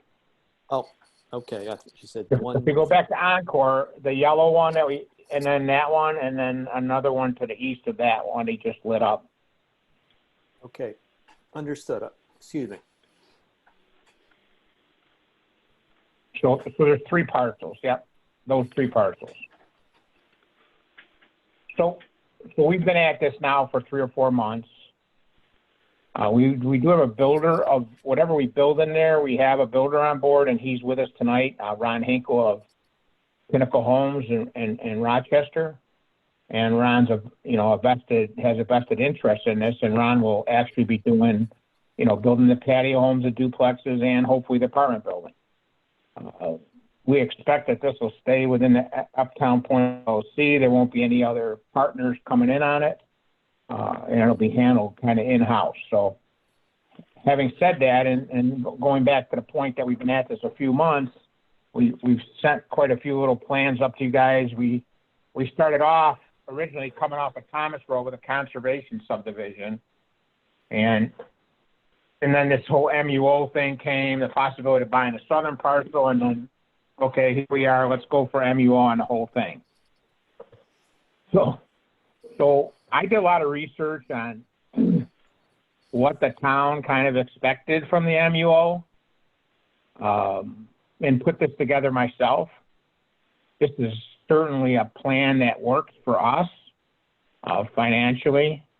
I think it works real well in terms of, I don't think it preserves quite as much land as a conservation subdivision of this whole parcel would conserve. Because in a conservation subdivision, we have to have 40% of 120 acres, which would be, 50 acres, and we're probably preserving about 30 acres. But, a couple things that we're doing, there's a wetland on the Brickyard Road side. There's a silver maple preservation area that your NOI shows, and we're going to preserve that, maybe have a trail through there. We've tried to keep the apartments out of the wetlands and out of that silver maple area. I think we've tried to keep most of the project away from the airport, away from the from the Mercy flight. I think it's to our advantage to do that. So we're actually not proposing any kind of access off of Brickyard Road. And the bigger portion of the project is, on the east side of the property, with some apartment buildings, or the majority of the apartment buildings being kind of in the middle and the western edge, but not all the way to the western edge. We don't feel like, aside from Eric's comments, which have been very helpful, that we've had a lot of feedback from the town. So we understand that we could right now, where we are in this whole process, because the town board has kind of pushed us along with to my surprise, not any kind of conversation or debate, which was alarming to me, because I don't understand how we could do something this big without some push back and forth and quite a bit of discussion. So at that point, I think I could have moved forward with a site plan and rezoned maybe the southern portion of this. And then you guys would be looking at a site plan for approval tonight. And, you know, I felt very uncomfortable doing that, and that's why we're here together tonight. I'm not even sure that we can accomplish what I want to accomplish tonight, because this is what I want to do. How long is that going to take? You know, 3 to 10 years. What I would like to do is, if you look on the Airport Road side of the project on the south, I'd like to take that gas line that goes through there that we're showing a walking path along and take everything to the south of there. There's probably about 20 parcels, and come in, you know, the next meeting the first approval I would try to get is to get that approved. And then that would be rezoned. And then that's where the questions really start for me. If I rezone that, do then I have an MUO on that little piece, an industrial on that, an R130 on the northern piece? And, you know, what kind of a guarantee does the town have, or even myself, that I could continue a year from now with the next site plan that shows the next 20 lots? That's confusing to me. I'm not sure, you know, I could do these 20 lots and come in with a radically different plan 2 years from now. How does that, I mean, Chuck, I got a big question about that. I mean, that's open-ended for me. Again, I think that's the purpose for us getting together tonight, is to sort of look at the big picture. I was one of the driving forces behind doing that, rather than you're coming in with a piecemeal 20-lot rezoning and subdivision without knowing what's happening with the rest of the lots, knowing that you have control of those lots, either you own them or equitably own them. And so why not look at the big picture? And I guess you look at the road system, look at the, make sure your infrastructure is set up for stormwater management, and sort of get an overall plan. It's very similar to what we did in, you know, with Fox Ridge and some of the other projects, not that they're the best examples, but get an overall concept, and then whether you develop it out that way, things are subject to change, but at least we have an idea of how this thing will work, and we're comfortable that if it doesn't change, at least we've got a plan that we can move forward on. So If you notice, go ahead. I wanted to make sure the board was agreeing with what I was saying, that they're not looking for something different. Oh, well, this is Gary, and I appreciate looking at the whole big picture. I'm kind of viewing this as, you know, what we've seen before. There'll be a phase 1, phase 2, phase 3. I don't know how many, you know, up to phase N, whatever that might be. And that we would, I would think that, yeah, we'd want to kind of look at the whole big picture and approve the overall concept, and then go into the details for each phase as they get developed. That was. So when you say that, Gary, you say, oh, you know, approve the overall concept. I'm not sure that's something that's going to happen or the town will do. I would like that to happen, but I don't see that as an alternative. The town will not approve sketch plans or concept plans. You know, we'll provide feedback and comments, but essentially it's unofficial.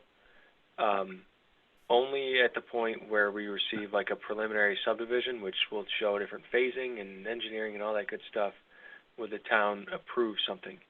So you can get feedback to help guide you on the overall plan, but the town does not approve sketch plans or concept plans. Okay, that's the way I understand it. But at least you, as you go into the preliminary applications for preliminary approvals, you can base it on the concept plan, that this is what we talked about, this is sort of the way we were headed, and then you hardline it and submit it in phases, as Gary said, as we move forward. I guess the big thing tonight is, you know, justifications for some of the housing, the units you're proposing. Is this plan in conformance with what the folks in the Uptown the Uptown study was looking for, since this is either in or adjacent to the Uptown study, making sure that the neighbors are adequately, I don't want to use the word protected, but at least considered in the development of the plan. Talk a little bit about the housing mix that you have here. You have quite a few apartments, So, Rocco. we were real cognizant, Chuck, about how we position things. You know, we have neighbors on Thomas Road, and that's a residential neighborhood. And all of our development, except for one apartment building, which could be removed, the one on that comes in off of the, you know, we've got the road layout where it comes in and out and goes over to each road, and we got plenty of access points in and out. So there's one where an arrow is right now. Maybe we delete that because it's too close to the residential, but we've got patio homes and then duplexes. And we have patio homes along the main artery between Airport and Thomas. Yep, that's all patio homes. And one of my other drawings kind of shows a rendering of what one of the patio homes would look like. Mm-hmm. And that's one of the patio homes. And, you know, a patio home is different things to different folks, but in Fox Ridge right now, we've sold 4 or 5 that I think are patio homes, but they're ranch homes. But they seem to be very popular right now. We could get you in there for that $300,000 number, which I know is not affordable housing, but kind of the best we can do. And don't quote me on that number. Ron's probably over there gritting his teeth when I said that number, but you know, $350 is reasonable to come into a house of that type. And then the duplexes they're going to look similar, and there's not going to be any 4-bay. There's only going to be 2-bay. And we're mimicking that off of what's across the street, where most of those are 4 houses. We're going to only have 2 houses together. We find that the 4 together don't sell real well, that people want to be on an N unit, so we're going to just make them all N units. Having said that, you know, there's quite a bit of green space within and around the lots, and I don't think any of the lots really are going to impact the neighbors. And then the other neighbors are, you know, Bruce Campbell, that's all wetland on the east. Randy Farnsworth we've reached out to him, and he wants to be a participant, and I think he'll end up subdividing his land. And when we come out along the south line of his land, we'll work together with him, and he'll be a part of the rezoning. The land to the south of him is owned by the Billiters, his wife, Ron and his wife. And then, of course, we got the city school district, the bus garage. So, you know, that complex was nicely done. It's well landscaped, and, you know, we're kind of staying away from it for the most part. But I think I followed the MUO. I think I'm light on the commercial part of it, and in terms of, I mean, I think when you look at a mixed use of residential, there's 3 uses as far as I can see: a home, a duplex, or a 4-plex, then an apartment building. That's the mix I see. Now, we get into residential and commercial, we certainly got some areas we could do that, but we don't know how well they mix. I don't know how a pizza shop or a pub or, you know, an all-night bar mixes into this neighborhood. I'm not sure I see that. And especially with the fact that this property is in close proximity to 332, to even downtown, is all walkable. So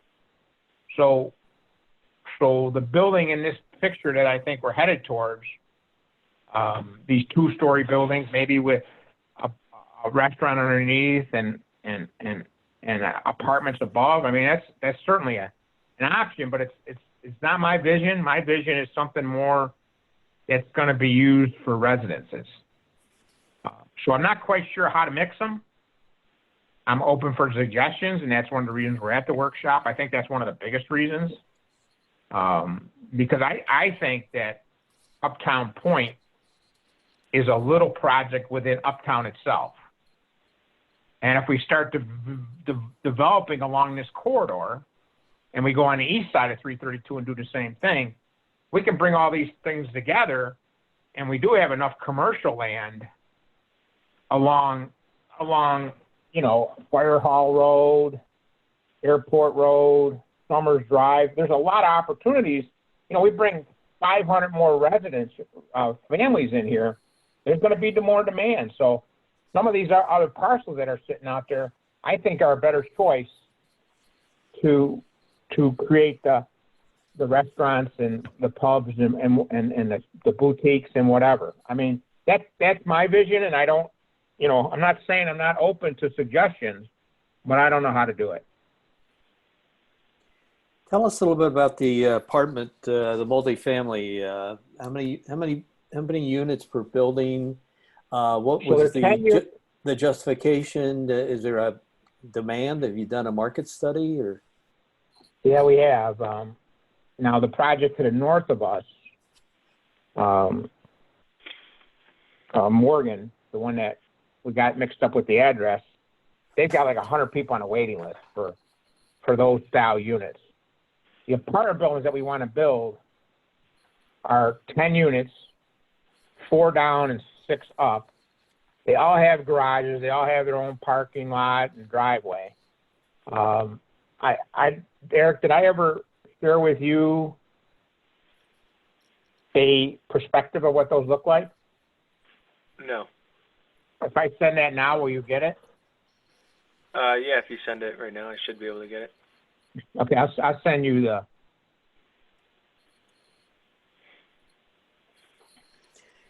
So it'd be this is 10 units per building.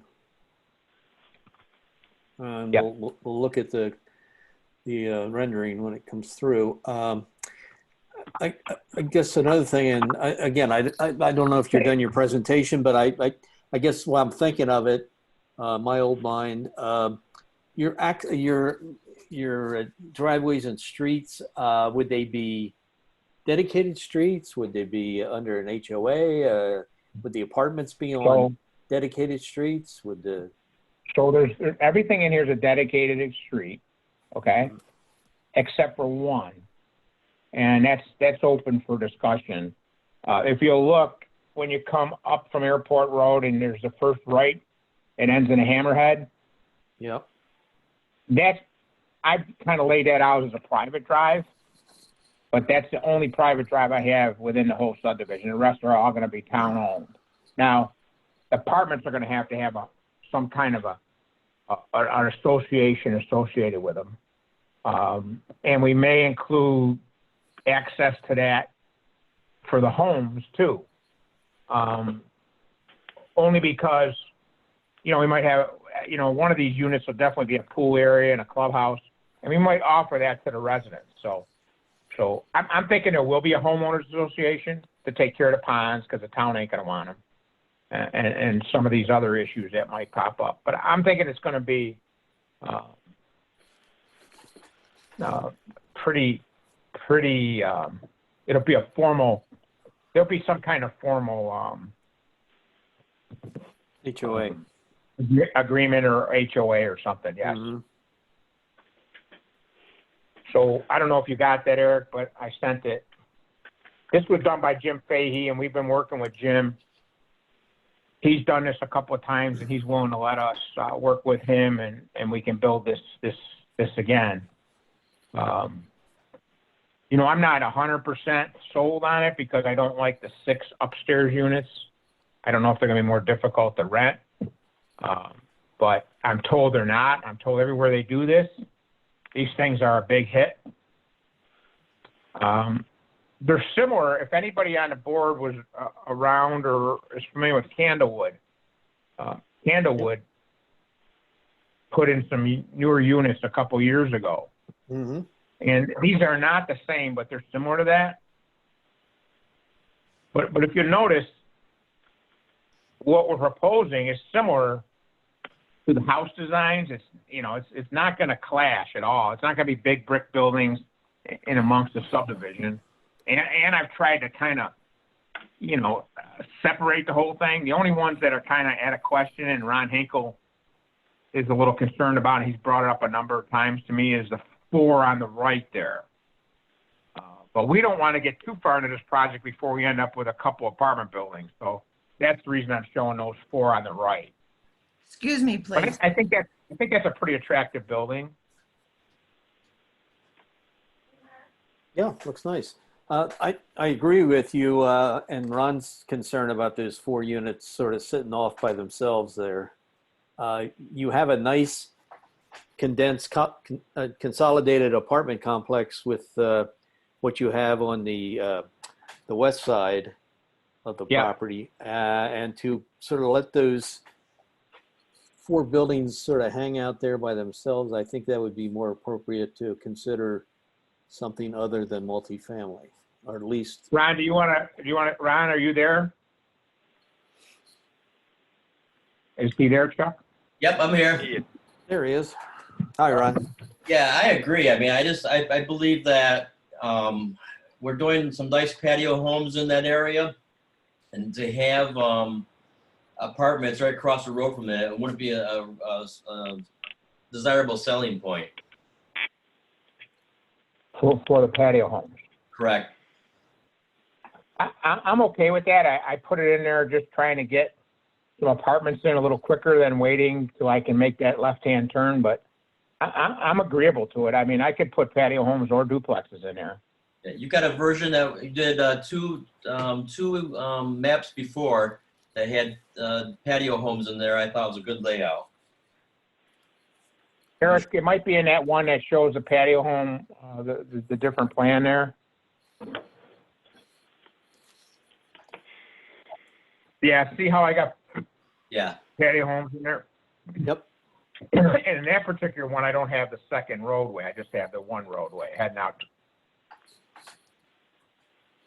Right, but having it sort of that line out, whether it's a hammerhead or it goes all the way through, I think it'd be much more desirable. Yep. Yeah, that's not a problem. I agree with that as well. That was one of the comments that I had, that those apartments just kind of didn't seem to fit. Right. Yeah, and it gives us more area too for the wastewater management, water management in that area too. And I guess while I have the floor here, the other thing that I was thinking about, and Rocco, I was glad I heard you say something about a clubhouse and this and that, but I would suspect that with apartments, duplexes, things like that, this is probably going to cater certainly to maybe young families and things like that. And the one thing that I would have liked to see somewhere in here or in a couple areas is like a playground area or somewhere where the neighborhood kids can gather and have a swing or this or that or whatever, and some recreation type areas other than just a trail. Gary, we've hired around there. Sue Steele. You've seen Sue Steele's work, right? Yes. Yep. Yeah, we've hired Sue, and we just didn't get her in time to get anything for tonight. But she's working on some of them aspects of, where we would put a clubhouse, where we put some playground areas, and, moving some lots around, and, coming up with some innovative, really nice designs for that kind of thing. Good. We want this to be a very nice, exclusive neighborhood, and able to function on its own, and have as many amenities as they can right there. Exactly. I haven't heard from my buddy yet. He's been awful quiet. Ryan, is he sleeping? Be careful what you wish for. I know. I just awoke a sleeping giant. Well, if Ryan doesn't say it, I will. Pedestrian access is a major factor here, and it's going to have to be part of your considerations in terms of being able to move in and off of the site. So we show sidewalks all the way along the road, and then we got them walking trails, and then we got the main trail coming down, which I think could be or should be part of the Auburn Trail, along the gas line. So I think we've kind of taken a good shot at that. Okay, it wasn't clear where you had sidewalks, but certainly they will be required. Yeah. Okay. It's a very walkable neighborhood, you know. The trail alignment, Eric, is it more or less in conformance or supplemental to the Auburn Trail? It'll work, or do we need something else? That should work. I think the only requirement would be that it is like 10 feet wide, like a multi-use trail or something like that. Mm-hmm. But I would assume that's fine. Okay. I'm just looking at our advisory to the town board. Yeah, we had questions on design elements, which we're talking about tonight, relationship to other lands, controlled by the applicant, which we're talking about tonight. So that, and I guess you mentioned that, I know Jamie's on the line here listening regarding the school district. So again, it's well, you were saying it's well buffered, that the school district had provided buffers, Rocco, around the school district property that would be adequate, or do you have to provide your own? Well, the school district is, first of all, there's a fence around, I don't know if it's all of it, but I know it's along Airport Road heading north. And their building is centrally located, so they've got a lot of green area around it. I think the fence is inset quite a bit from the property line. You know, we have the ability to, where the apartments are, where we're showing apartments on the north side of the bus garage. Yeah, there's a fence. We're staying quite a bit away, and then there's that vegetative buffer there that we're going to leave. You see that there, where the arrow is now? On the north. We're not going to touch any of that. Our apartments will be on the north side of that. Mm-hmm. So we're planning on the east side, we're planning some kind of, we're going to have to put a planted buffer, you know. Berm. Not a berm, but a planted. Oh, you'll need a landscape buffer there for sure with the garage and the bus parking. Yep. Yeah, to make those lots marketable.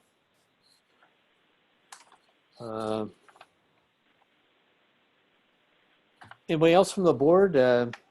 Ryan, did you come back to us? Maybe Well, you never. I'm here. I've been, Okay.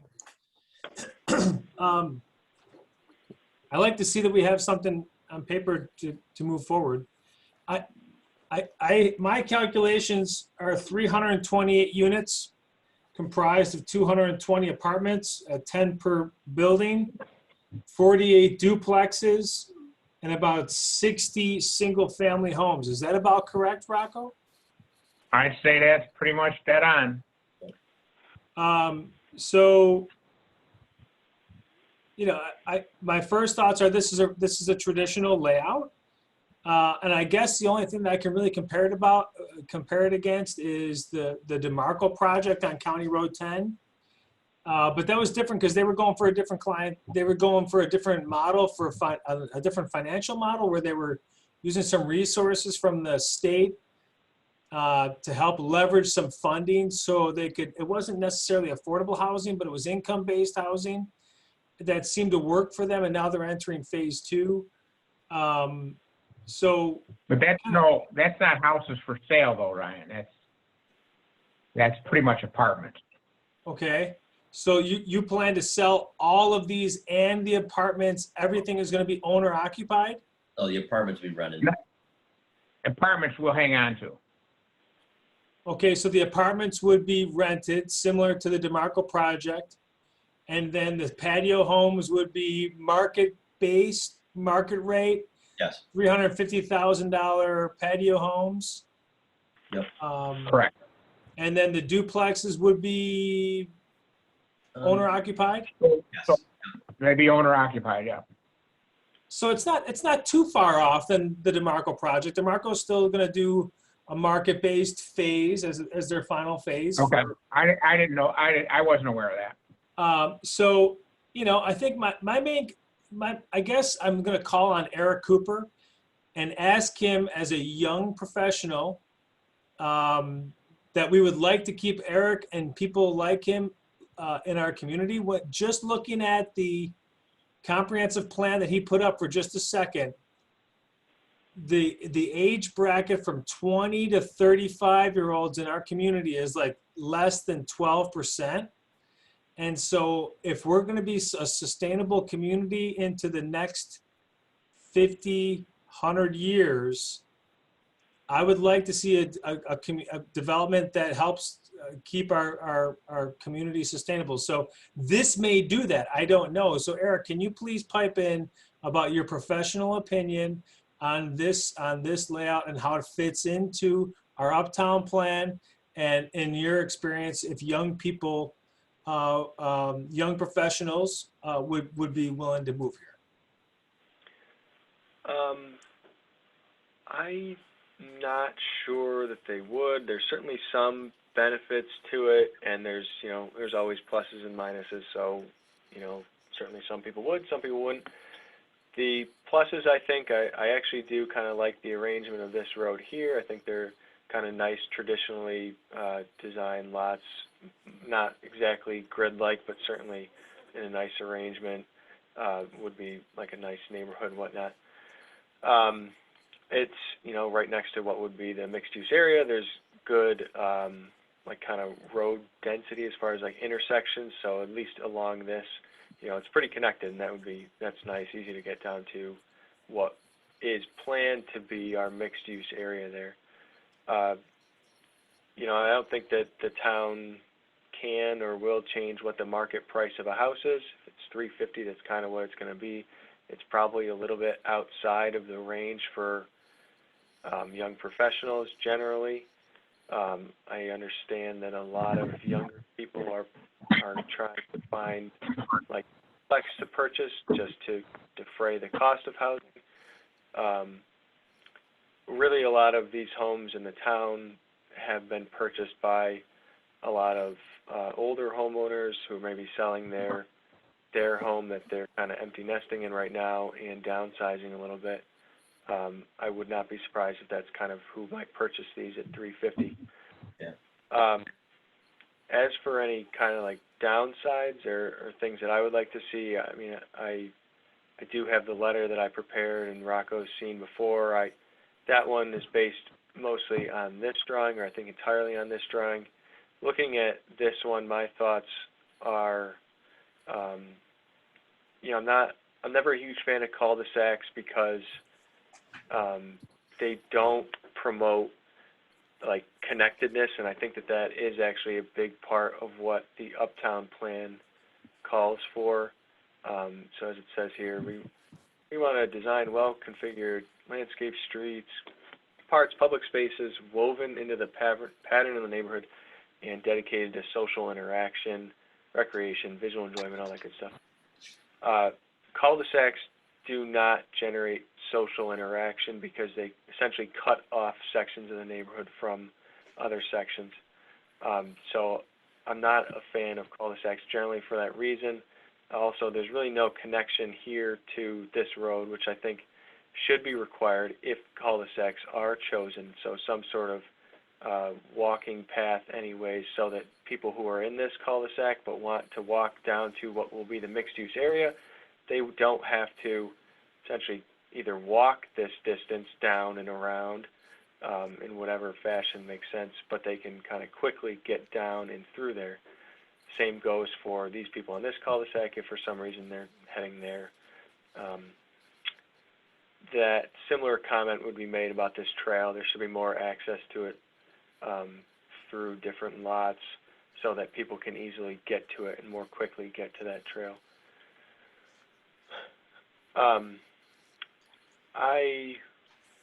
I like the idea of the apartments. I can't tell you what to build, how to build it, whatnot. But I hope that, the different styles of unit can be more easily woven together in the community. I don't think that it's necessarily appropriate for the apartments to be as far away as it is. The Uptown plan was originally designed and done as a multimodal transportation plan. We're hoping to get people or to create a neighborhood where people can walk and bike to their destination. Apartment dwellers generally want to use cars less. Putting them in the outskirts of a neighborhood is less likely to do that. There's a benefit of having apartments near commercial spaces that people are more likely to walk. Again, if you put it on the outside, you're less likely to get that. I don't really love this arrangement that's here. I think that honestly, it could probably be denser. I think this open space here will likely be wasted. If you are going to have open space, make it like a public park or something like that, that all the people in the community can use. The MUO neighborhood commercial areas, not sure if it's on this page, but they talk about,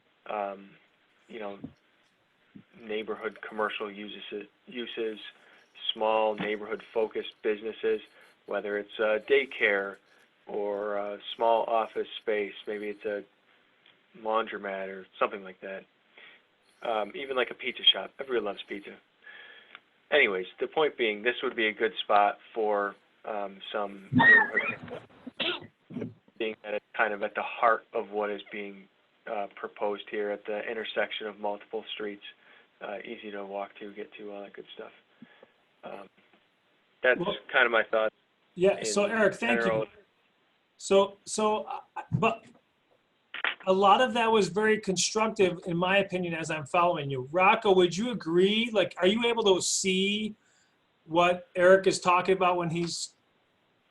Yeah, I see it. I mean, I've already talked about the 4 buildings. Sure. So we're not far though, right? I mean, I don't think that Eric's ideas of multimodal, adding some connections, we're not far. I don't think we're very far off. I think that there's good. I think so. I'd like to circle back and answer your question about attracting younger folks.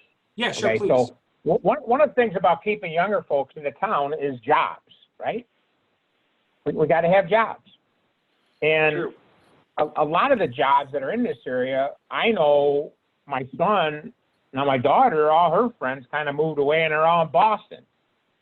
I don't know what it is with Boston, but they do attract kids from Canandaigua. But now my son's, on the other hand, a lot of his buddies are here. And you know where they work? Rochester. So having said that, I think that this is far north. We can go a little farther north and get up to, where Stablegate is, but we're on the northern side of town. We're close to 332. I think we have a shot at getting some of them kids who are going to want to live in Canandaigua, be close to the thruway, and I think we have a shot at getting them in there. I really believe that. I think one of the reasons I bought the land, well, 2 reasons, the MUO, and then the second reason was the close proximity to the lake and the 332. It's right in the middle of it all. And with everything that's going up in Farmington, come on. I mean, this is a no-brainer for us to put in our 300 units in Canandaigua. I don't see how it can fail. And I think that we're just having a good discussion. We're not saying. Yep. I don't think. I agree. I think that that's your right. There's a little bit of speculation, but that's what you do as a developer. I appreciate your willingness to make homes for people. Some of my main concerns are always going to be the airport, that we make sure that people recognize and really value the airport and the goodness that it brings to our community for economic development. And then, of course, connectability to getting people to get maybe, a quick access to Uptown on the main drive. If we can just figure those things out, I think that's a good process, or a good start to a good process. I would like to see more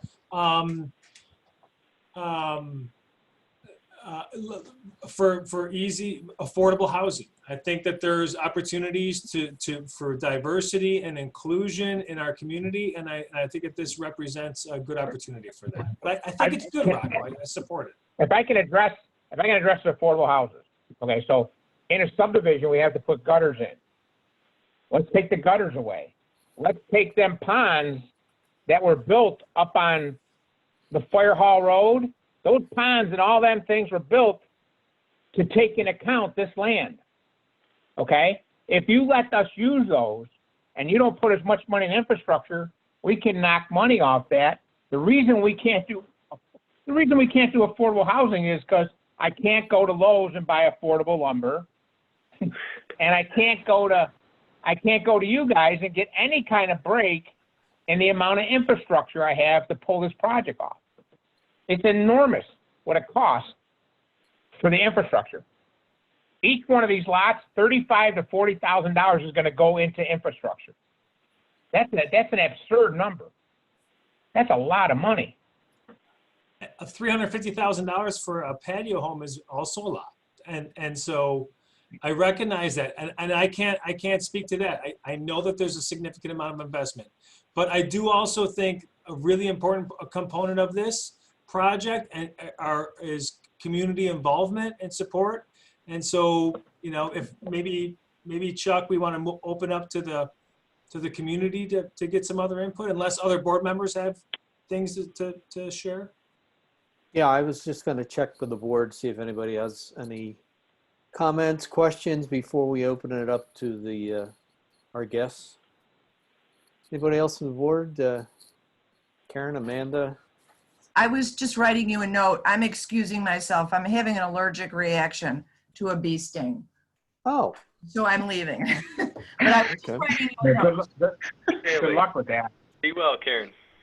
Goodness. Get your EpiPen. Wow, okay. They're dropping like bees. All right, Amanda, you have anything? I know you had a couple questions in your email. I think all of my notes have been addressed. I had a lot of questions around that 4 apartment building cluster there off of Summers, but okay. That's it for me. Just want to make sure it was covered. Gary, you have anything else before we open it up? Okay. Yeah, well, I will say the only thing I'm just kind of still questioning is more of a process thing right now. Rocco said, this could take several years, multiple tens of years, 20, whatever, to go through. And my thought was similar to, Ryan talked about the DeMarco project. I guess I wasn't there at the very beginning of the whole Fox Ridge thing, but there were certainly DeMarco. We approved a preliminary site plan for all 4 phases at one time initially. Doesn't mean that when you move from phase 1, and then we just amended that because we made some changes for phase 2, which we then approved. Would the plan be here to submit an overall site plan for the entire project? And then get finals, and I guess that would bother me. I would like to see. I don't want us to get into a situation where we see this as just a sketch plan. We approve phase 1 with the understanding of what we think phase 2, 3, 4, 5 is going to be, and then all of a sudden 10 years from now it totally changes.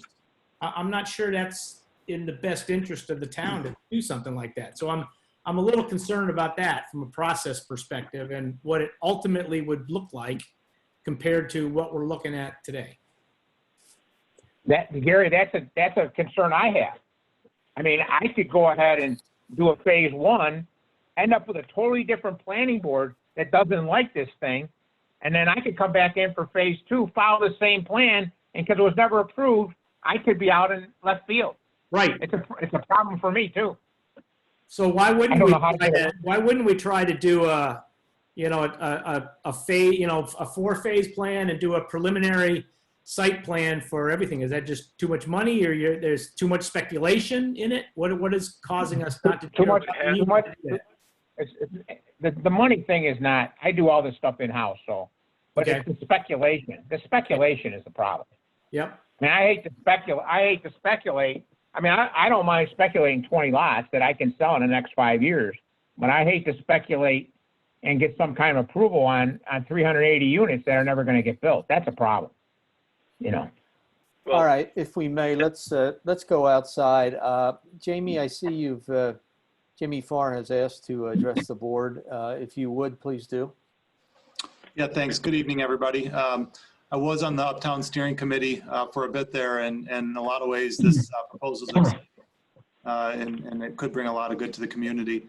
The only thing I wanted to point out is, as you know, the Canandaigua City School District borders much of the proposal here. And as many of you probably know, we're not quiet. And one of my concerns is the brightness of our facility. And so the lights that we have to have on through the night, would that be problematic for some of the development that's happening along the side here? And the other thing is, during the winter, if we have a really cold night or have a lot of snow, we have to plow this out incredibly early, 2, 3 a.m. And then we also have to brush off our vehicle fleet and start them and run them for a while. And so I suppose the only thing I'm offering is, if this development goes forward, that there's consideration. I know Chuck had mentioned it earlier, just some kind of a barrier between these homes and the district property, only to make them desirable lots for people to live in, because you know those items in certain times of the day are very loud. Very good. No, I think you're spot on with that, Jamie, and I think that is a concern. I know the applicant has considered that. It's between the Medevac and the school district. It's going to be a loud community. People are going to have to appreciate what's going to be generated out there, and that certainly all have to be part of the consideration and be factored into the layout and what eventually winds up out there. Anybody else? Ginger, I see you popped up. Ginger. Yeah, can you hear me? Sure can. I can see you and hear you. Okay, so I have a few things, but as far as the noise. You want to give us your full name and address, please? Ginger Bedard. My husband and I live at 5509 Thomas Road, right above the 44, number 44 up there. We've lived here for 27 years, and I was going to bring up the noise factor because there are the airplanes, and at night Pactiv also there's a lot of noise from Pactiv, believe it or not. Their machines go back, there's a beep beep beep all night. Mm-hmm. So we're kind of used to it, so it doesn't bother us, but I just thought I'd bring that up. And I don't know if I should talk of my other concerns right now, or. Sure, you've got the floor. Okay, so has anybody done a traffic analysis of this? Like, can these roads support this complex? That would certainly be required as part of a preliminary application. I don't think it's been done yet. We're just talking concepts, but yes, that would certainly have to be done, along with a detailed stormwater analysis, and yeah, we've included. Yeah, because I know, with all these different houses and population, it's going to get pretty busy on Brickyard Road, Thomas Road, and 332. It was one of my concerns. Also, well, it's kind of a moot point, the wildlife that we've lived with for all these years, which has been great. Most of that's going to be gone. All of it's going to be gone. So I was concerned with that. And I just wanted to ask personally about behind our house, which is about 44 up here off of Thomas Road. Are those patio homes, or are those duplexes, or what are those? Where the cul-de-sac is up here near Thomas Road? They look like duplexes. They would be townhomes, at least as they're shown on here. They're separate lots, separate ownership. Obviously, the applicant can change that if they wish, but they just have a joined wall or a shared wall. Okay, so it looks like it goes right up to our property, like the line. So the people that would own that would own that property right up to our lot. As it's shown here, yep. Right. So the one meeting that we were involved in March, they were talking about putting buffer trees up there. Now, if those people owned that lot, that wouldn't be up to them, or who would it be up to put those buffer trees there? I believe, Planning. Excuse me. I was just gonna Sorry. say, I think the one that we saw last time was an entirely different concept. It was called a conservation subdivision. So there was a lot of conserved land around those areas, and that would be, so that would be it. This is a different plan, so it's not a conservation subdivision. So in this case, it's just individual lots, and it would be up to the owners to, if they wanted to plant a tree back there, they could, you know, Okay. they could do so. Is that correct, Eric? Partially. I mean, the planning board could require buffers from neighboring properties if they, you know, felt it was appropriate for health, safety, general welfare. Yeah, this is Lance with MRB Group. Yeah, just to reiterate, I think, you know, if this ever came to fruition and there was a site plan or a subdivision plan before the board, that's ultimately something that the planning board would have to consider as part of any project. The buffering of existing residents, access, lights, et cetera. Those things are all part of the planning board's purview when it gets to that point in time as part of any review that's before them. Okay. Okay, well, it's, you know, I understand progress. It's just a little sad to see the natural beauty go away. So, okay, I'm finished, I guess. Thank you for tuning in. Anybody else have interest in? Lori Henderson has her hand raised. Okay. Good evening. Hi, how is everybody? You've done a really good job ticking off all of the questions that I had. The two I have left are, there seems to be some brown, it looks like they may be walking trails, but I just wanted to confirm if that's what they are. They kind of go through all around and through like the Silver Maple and around our property on 5435 Thomas Road. Are those walking trails that are proposed? Yeah. It seems to be. Okay. For her. Okay, and I'm understanding also that this project is going to be fluid. And so in looking what I was given for the sketch plan for the parcel and also the overall, they didn't seem to line up. But what I'm understanding is because it's fluid, we're not going to have a definite plan until it starts. Let me take that one.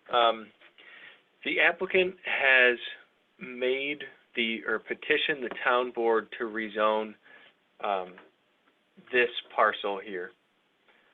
So that is only one of the three. So the town board at this point has only given the applicant the green light to do a preliminary subdivision application on this parcel. Okay.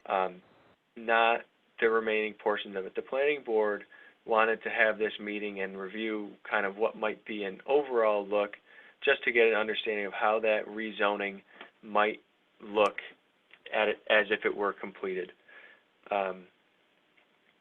So does that answer your question? Anyways, the prelim would just be for that one parcel, at least at this point. The applicant could petition to rezone those other parcels if he so chose and follow that process. Okay, so but we're not going to really understand what the total overall picture will look like until the project's complete. Are we going to have an opportunity at each phase to have input? Definitely. Yes. They're over here. At the point that they petition to rezone, there will be the opportunity to provide input. Same with when they make application for the preliminary subdivision, which will be a more overall look. And even at final subdivision, you'll be notified. Okay, thank you. That answers everything I needed. Thank you very much. Thanks, Lori. They've got all that nice land still there. Ours is like right up there. Anybody else have their hand up? Okay. Rocco, you have anything else to add? Again, I certainly appreciate your spending the time meeting with us. I the way I see this thing is obviously, as Eric said, there's a active rezoning request in front of the town board. But I think that the planning board felt that we wanted to see at least a roadmap as to, literally a roadmap to look at the other parcels as to how they could be developed. And at least we have a concept, an idea of how the remainder of the property could be developed. Not that it necessarily has to be developed that way. I mean, things can change for the better, but at least we know, we have an idea of what the trail systems would be, the stormwater management system, the pedestrian access, the buffers. We at least have that in our mind as we move forward and look at each individual phase. So again, that was the purpose for our sitting down here for the last hour plus. And I think it was very productive. And I think you have some homework to do, Rocco. I know I'm just making notes here of some of the things you have to consider in your next rendition. Would be playgrounds and a clubhouse. Obviously the buffers we described, where you would consider buffers, defining the trails and making sure we know where they're located. We did talk about possibly removing, for the betterment of the plan, those 4 apartment units on the east side of the property. Yep. Eric's comments, I want you to reread those. I know they pertain to the initial section, but I think they also apply to the overall. Chuck, I'm going to prepare more formal comments for this overall section too, and we'll send it out to the applicant and you guys. Very good, very good. I think that's very helpful. So expect that, Rocco. We talked about pedestrian and bike access. Maybe give us a little more detail on that. We talked about connectability in terms of whether we wanted to stay with cul-de-sacs or at the very least have access ways to get from the cul-de-sac to the adjoining streets. So create those access ways. The infrastructure, obviously the roads and sewers, giving some thought as to how they're going to run, make sure we're using the most cost-effective way of doing that, using gravity where we can. Hopefully you would not get into any pump station or lift stations, and maybe that may be the case, but that has to be determined. And lastly, this idea of a commercial interface, some sort of service shops. I know maybe this isn't the site to have it, but I think, you put 300 some units in there, they're gonna want a place to go pick up a sandwich, to go maybe get their hair cut, those kind of things. And I think the Uptown plan wanted to provide for that kind of service as part of any residential development that's included. So does that give you your marching orders? Yeah, it does, but I just want everybody to understand that the next time I come before you, I'm going to have an engineer, I'm going to sit down with the engineers this week and engineer a plan up and bring it to you in October probably. And it's going to be those 25 lots. We're not even going to address the rest of the project. As far as I'm concerned, all this other stuff is put to bed tonight because you don't want to see it and you won't approve it. So that's a disconnect for me. I mean, I'm going to put it on the back burner and say, this is what I'm going to do. But when I come in next time, we're not going to be looking at anything but those first 20 lots south of that gas line. We're not even going to address questions on the rest of it. Is that? That's not what I said. My next step, my next step, according to Eric, is to do a site plan for a subdivision, do a whole set of site plans for a subdivision. So if my next step is to come to another workshop, I'm okay with that, if that's what you guys want to do. But right now, that's not what's on the table. What's on the table is, the town board wanted me to go ahead and then I asked for the workshop. But now in order for me to move this forward, I got to do a site plan on a specific part of this, phase 1. So that's where I am right now. And am I right, Eric, or am I wrong? Well, I mean, if the planning board and you wanted to come back and, have another workshop, that's not an issue.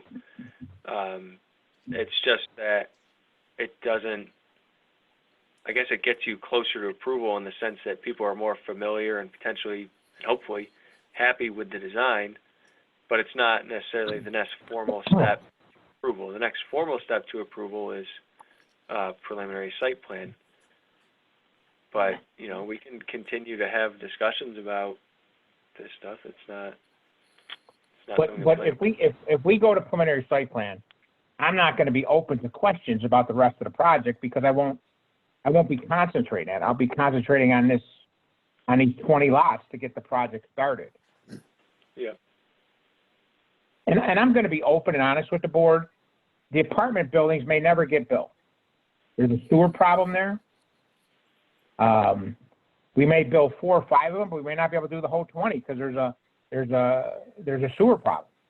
And absolutely, there's still a sewer problem hanging out there with some of the rest of the project. The only thing we're certain is we can get sewer inside the sewer district on the airport road side.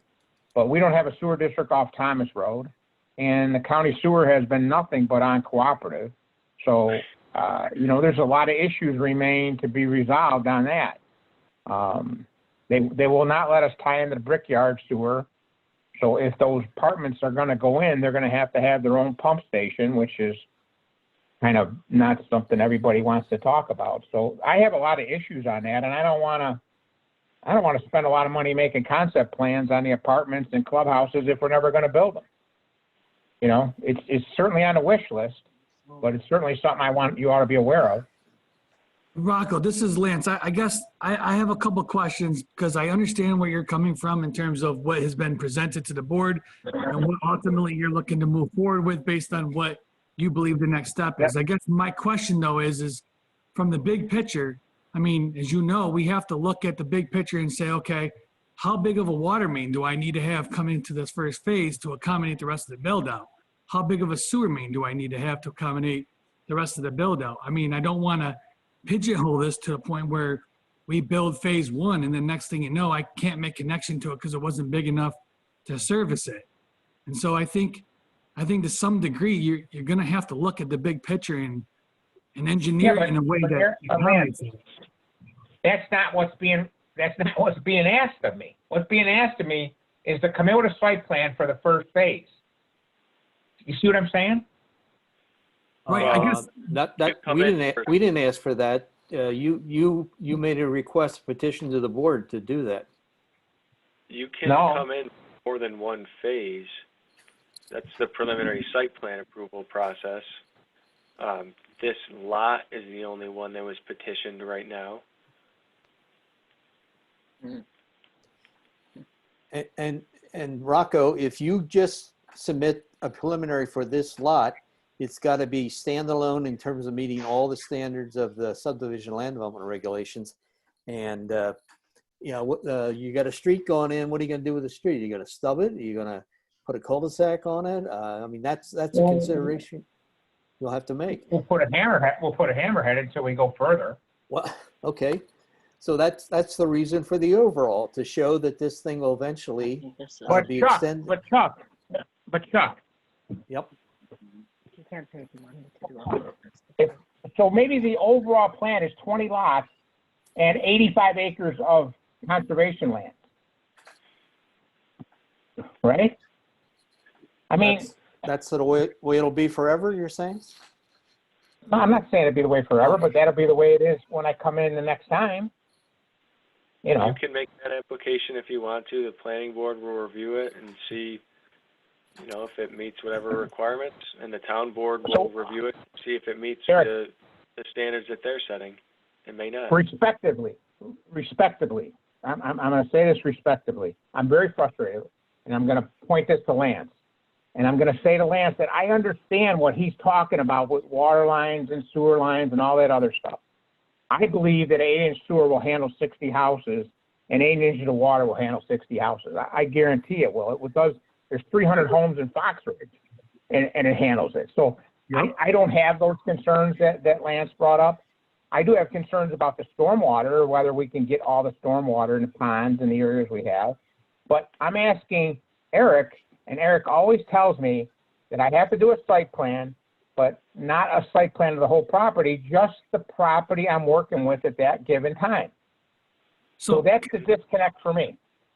I guess, Eric, if I may, just real quickly, I guess my thought is, Rocco, why, I mean, if you're not opposed to it, why would you not just do a preliminary overall with phase lines, come in with a maximum amount of units that you're proposing, each phase is approximately going to hold this many units, and then engineer that overall plan and get an I can't overall get that preliminary approval.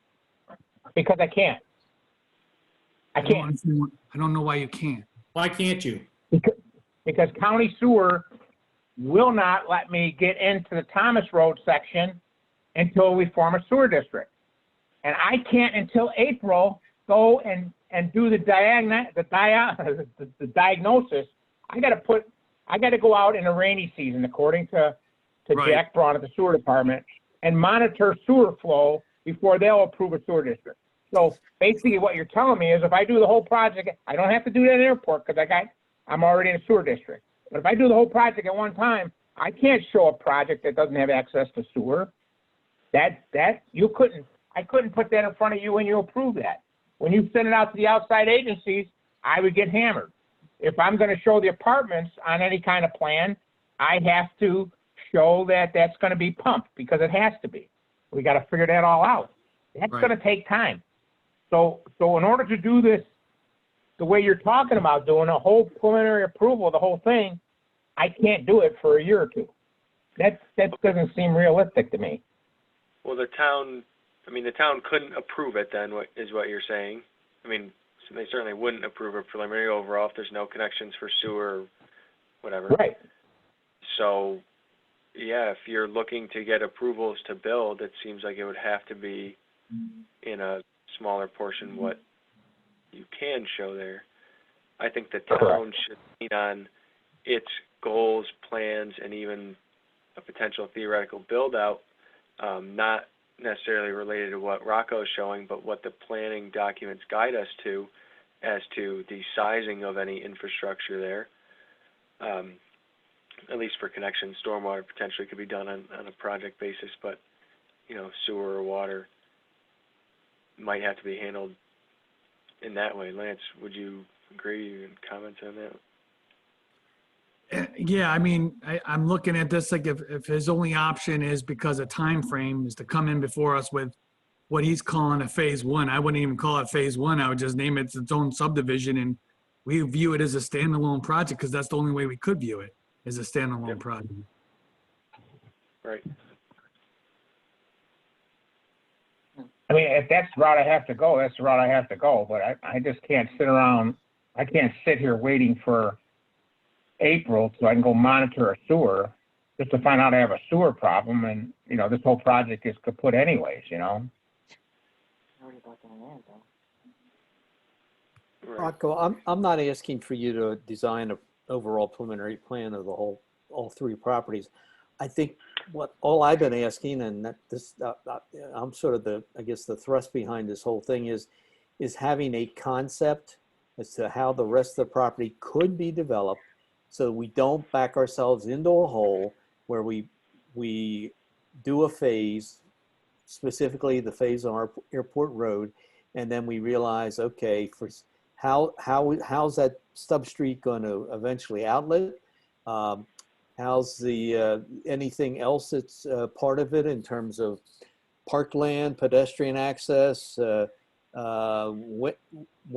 and when is that going to be built? I just want to make sure we have an idea moving forward as to how the rest of the property could be developed in terms of, if nothing else, the road system, the stormwater management, the trail system, the pedestrian access, those kind of items.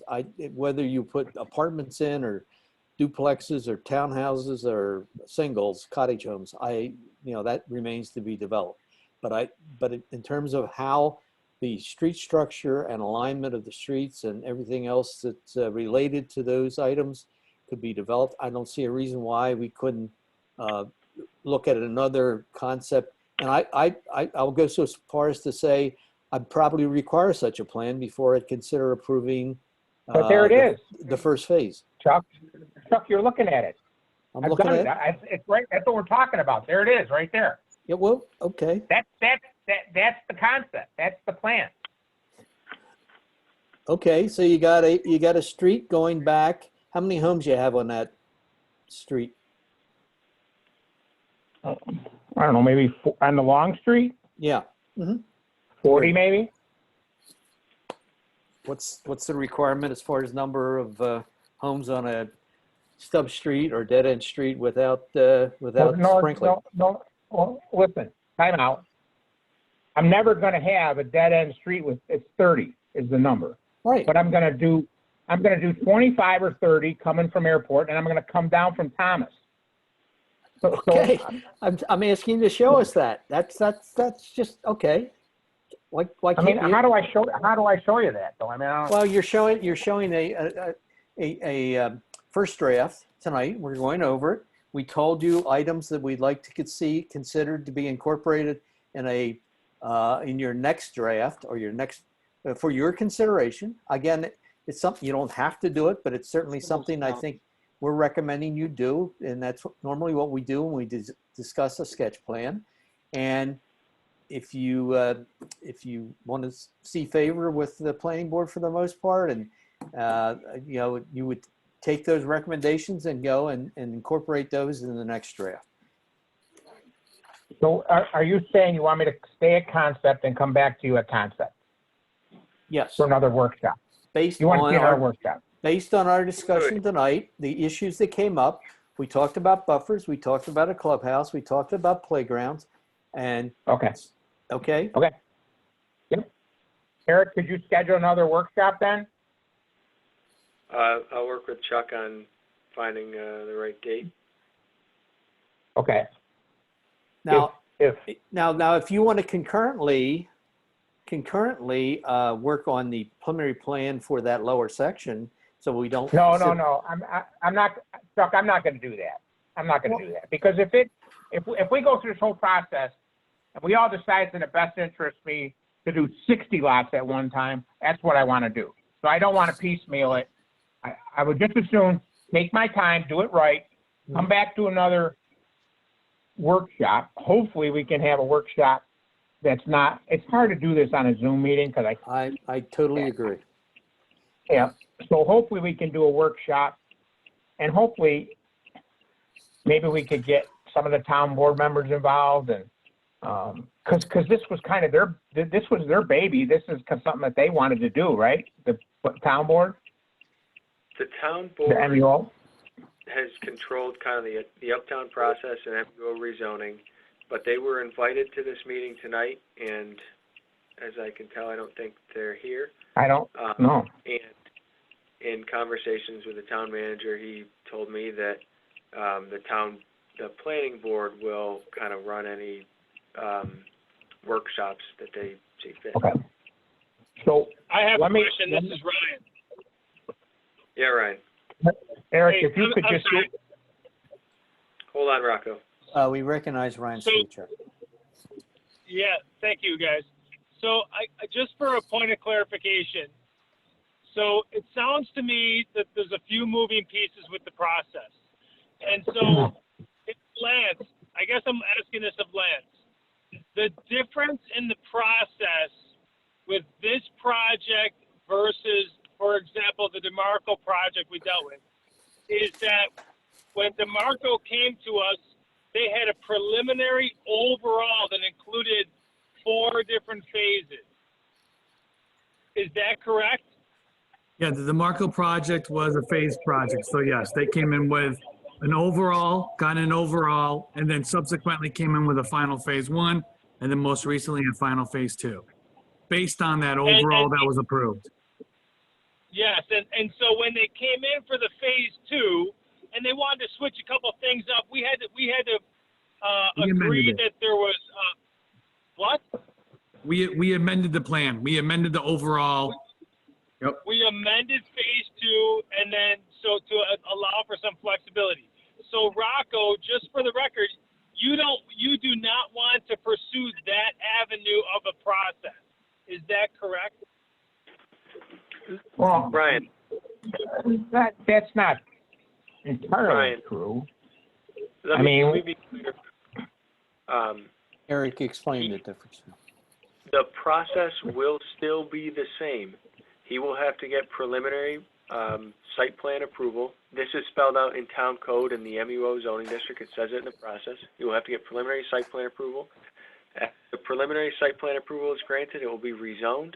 And then after that, he can get approval for, well, the first phase, depending on how many phases are in the preliminary site plan, he could get approval for each of those phases, his final site plan. But he needs prelim first, then the rezoning, then the final. The difference kind of here between this one and DeMarco is that DeMarco was a smaller project, only four phases there, and they had a plan of what they wanted to do, and they kind of got it all approved at once. Before us, we only have a petition to rezone a portion of this parcel, so it is slightly different than. Okay, thank you very much. I look forward to understanding that in the minutes, John. Thank you very much. Okay, so this is Rocco again. So Eric, you'll draw up kind of an outline of what went on tonight. And then we'll try to set up another workshop, because listen, I just want to do it right. I appreciate all the effort you guys put into this. I really do. You spent a lot of time tonight. We're all tired. And let's pick it up again in a month or so. In the meantime, I can get Sue to do a little bit of work for me, and we can go from there. Is that fair enough? Well said. Well said.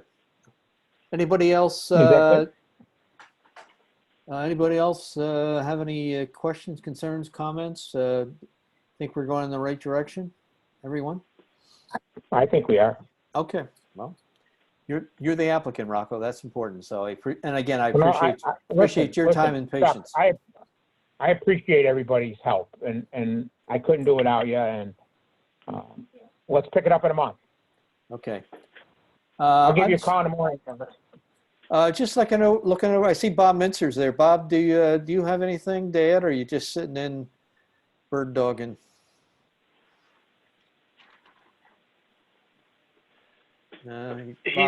Bob's muted. Yeah. Oh, there he is. Hi, Chuck. Hey, Bob. No, I've been working, just taking care of things at the airport and listening in. I really don't have anything much to add. I did talk to Jeff Barkowski with Mercy Flight. He just wanted to reiterate some concern about the helicopter flyover, particularly in the apartment area, and the noise it generates. I don't think that's anything new here. And I don't know where the town ordinance committee landed with the potential disclosure statements on site plans, but I think we're on a path to resolution there. Well, at the very least, Bob, any plan that would be involved, be executed or approved by the planning board would have a note on it at the very least, stating that they are in proximity to a aviation facility. I think we talked about that at the ordinance committee. So it's sort of buyer beware type thing. So that would be at the very least. Whether we go with some sort of disclosure statement, I think that took a little more. That's going to take a little more discussion by the ordinance committee. Sure, and I think we're going down the right road with that. Like I said, all just concerned that everybody knows what's happening in the proximity to the airport, school bus garage, Mercy Flight, and all those things that generate activity in this region. Yep. It's good. Like I said, it's going to be a noisy area. A noisy area, right? Yeah. All righty. Anybody else? If not, I don't think there's anything else on our agenda. If Ryan Good night, everybody. Thank you. Okay, Rocco. Thanks, Rocco. We'll see you again. Thanks, everyone, for attending the workshop. And I will ask Ryan Stachok to make a motion to adjourn our meeting. I'd like to make a motion to adjourn this meeting at 8:54 p.m. Second. All in favor? Aye. Aye. Aye. Aye. John Robitella, good luck with your procedure, and we'll see you back soon healthy. Yeah, thank you. Good night, all. Bye. Ginger, thanks for joining Thanks, us. Eric. Thank you, Hey, guys. Jamie. Thanks, Eric. If you have any questions or comments after the meeting, give me a call or shoot me an email. Okay.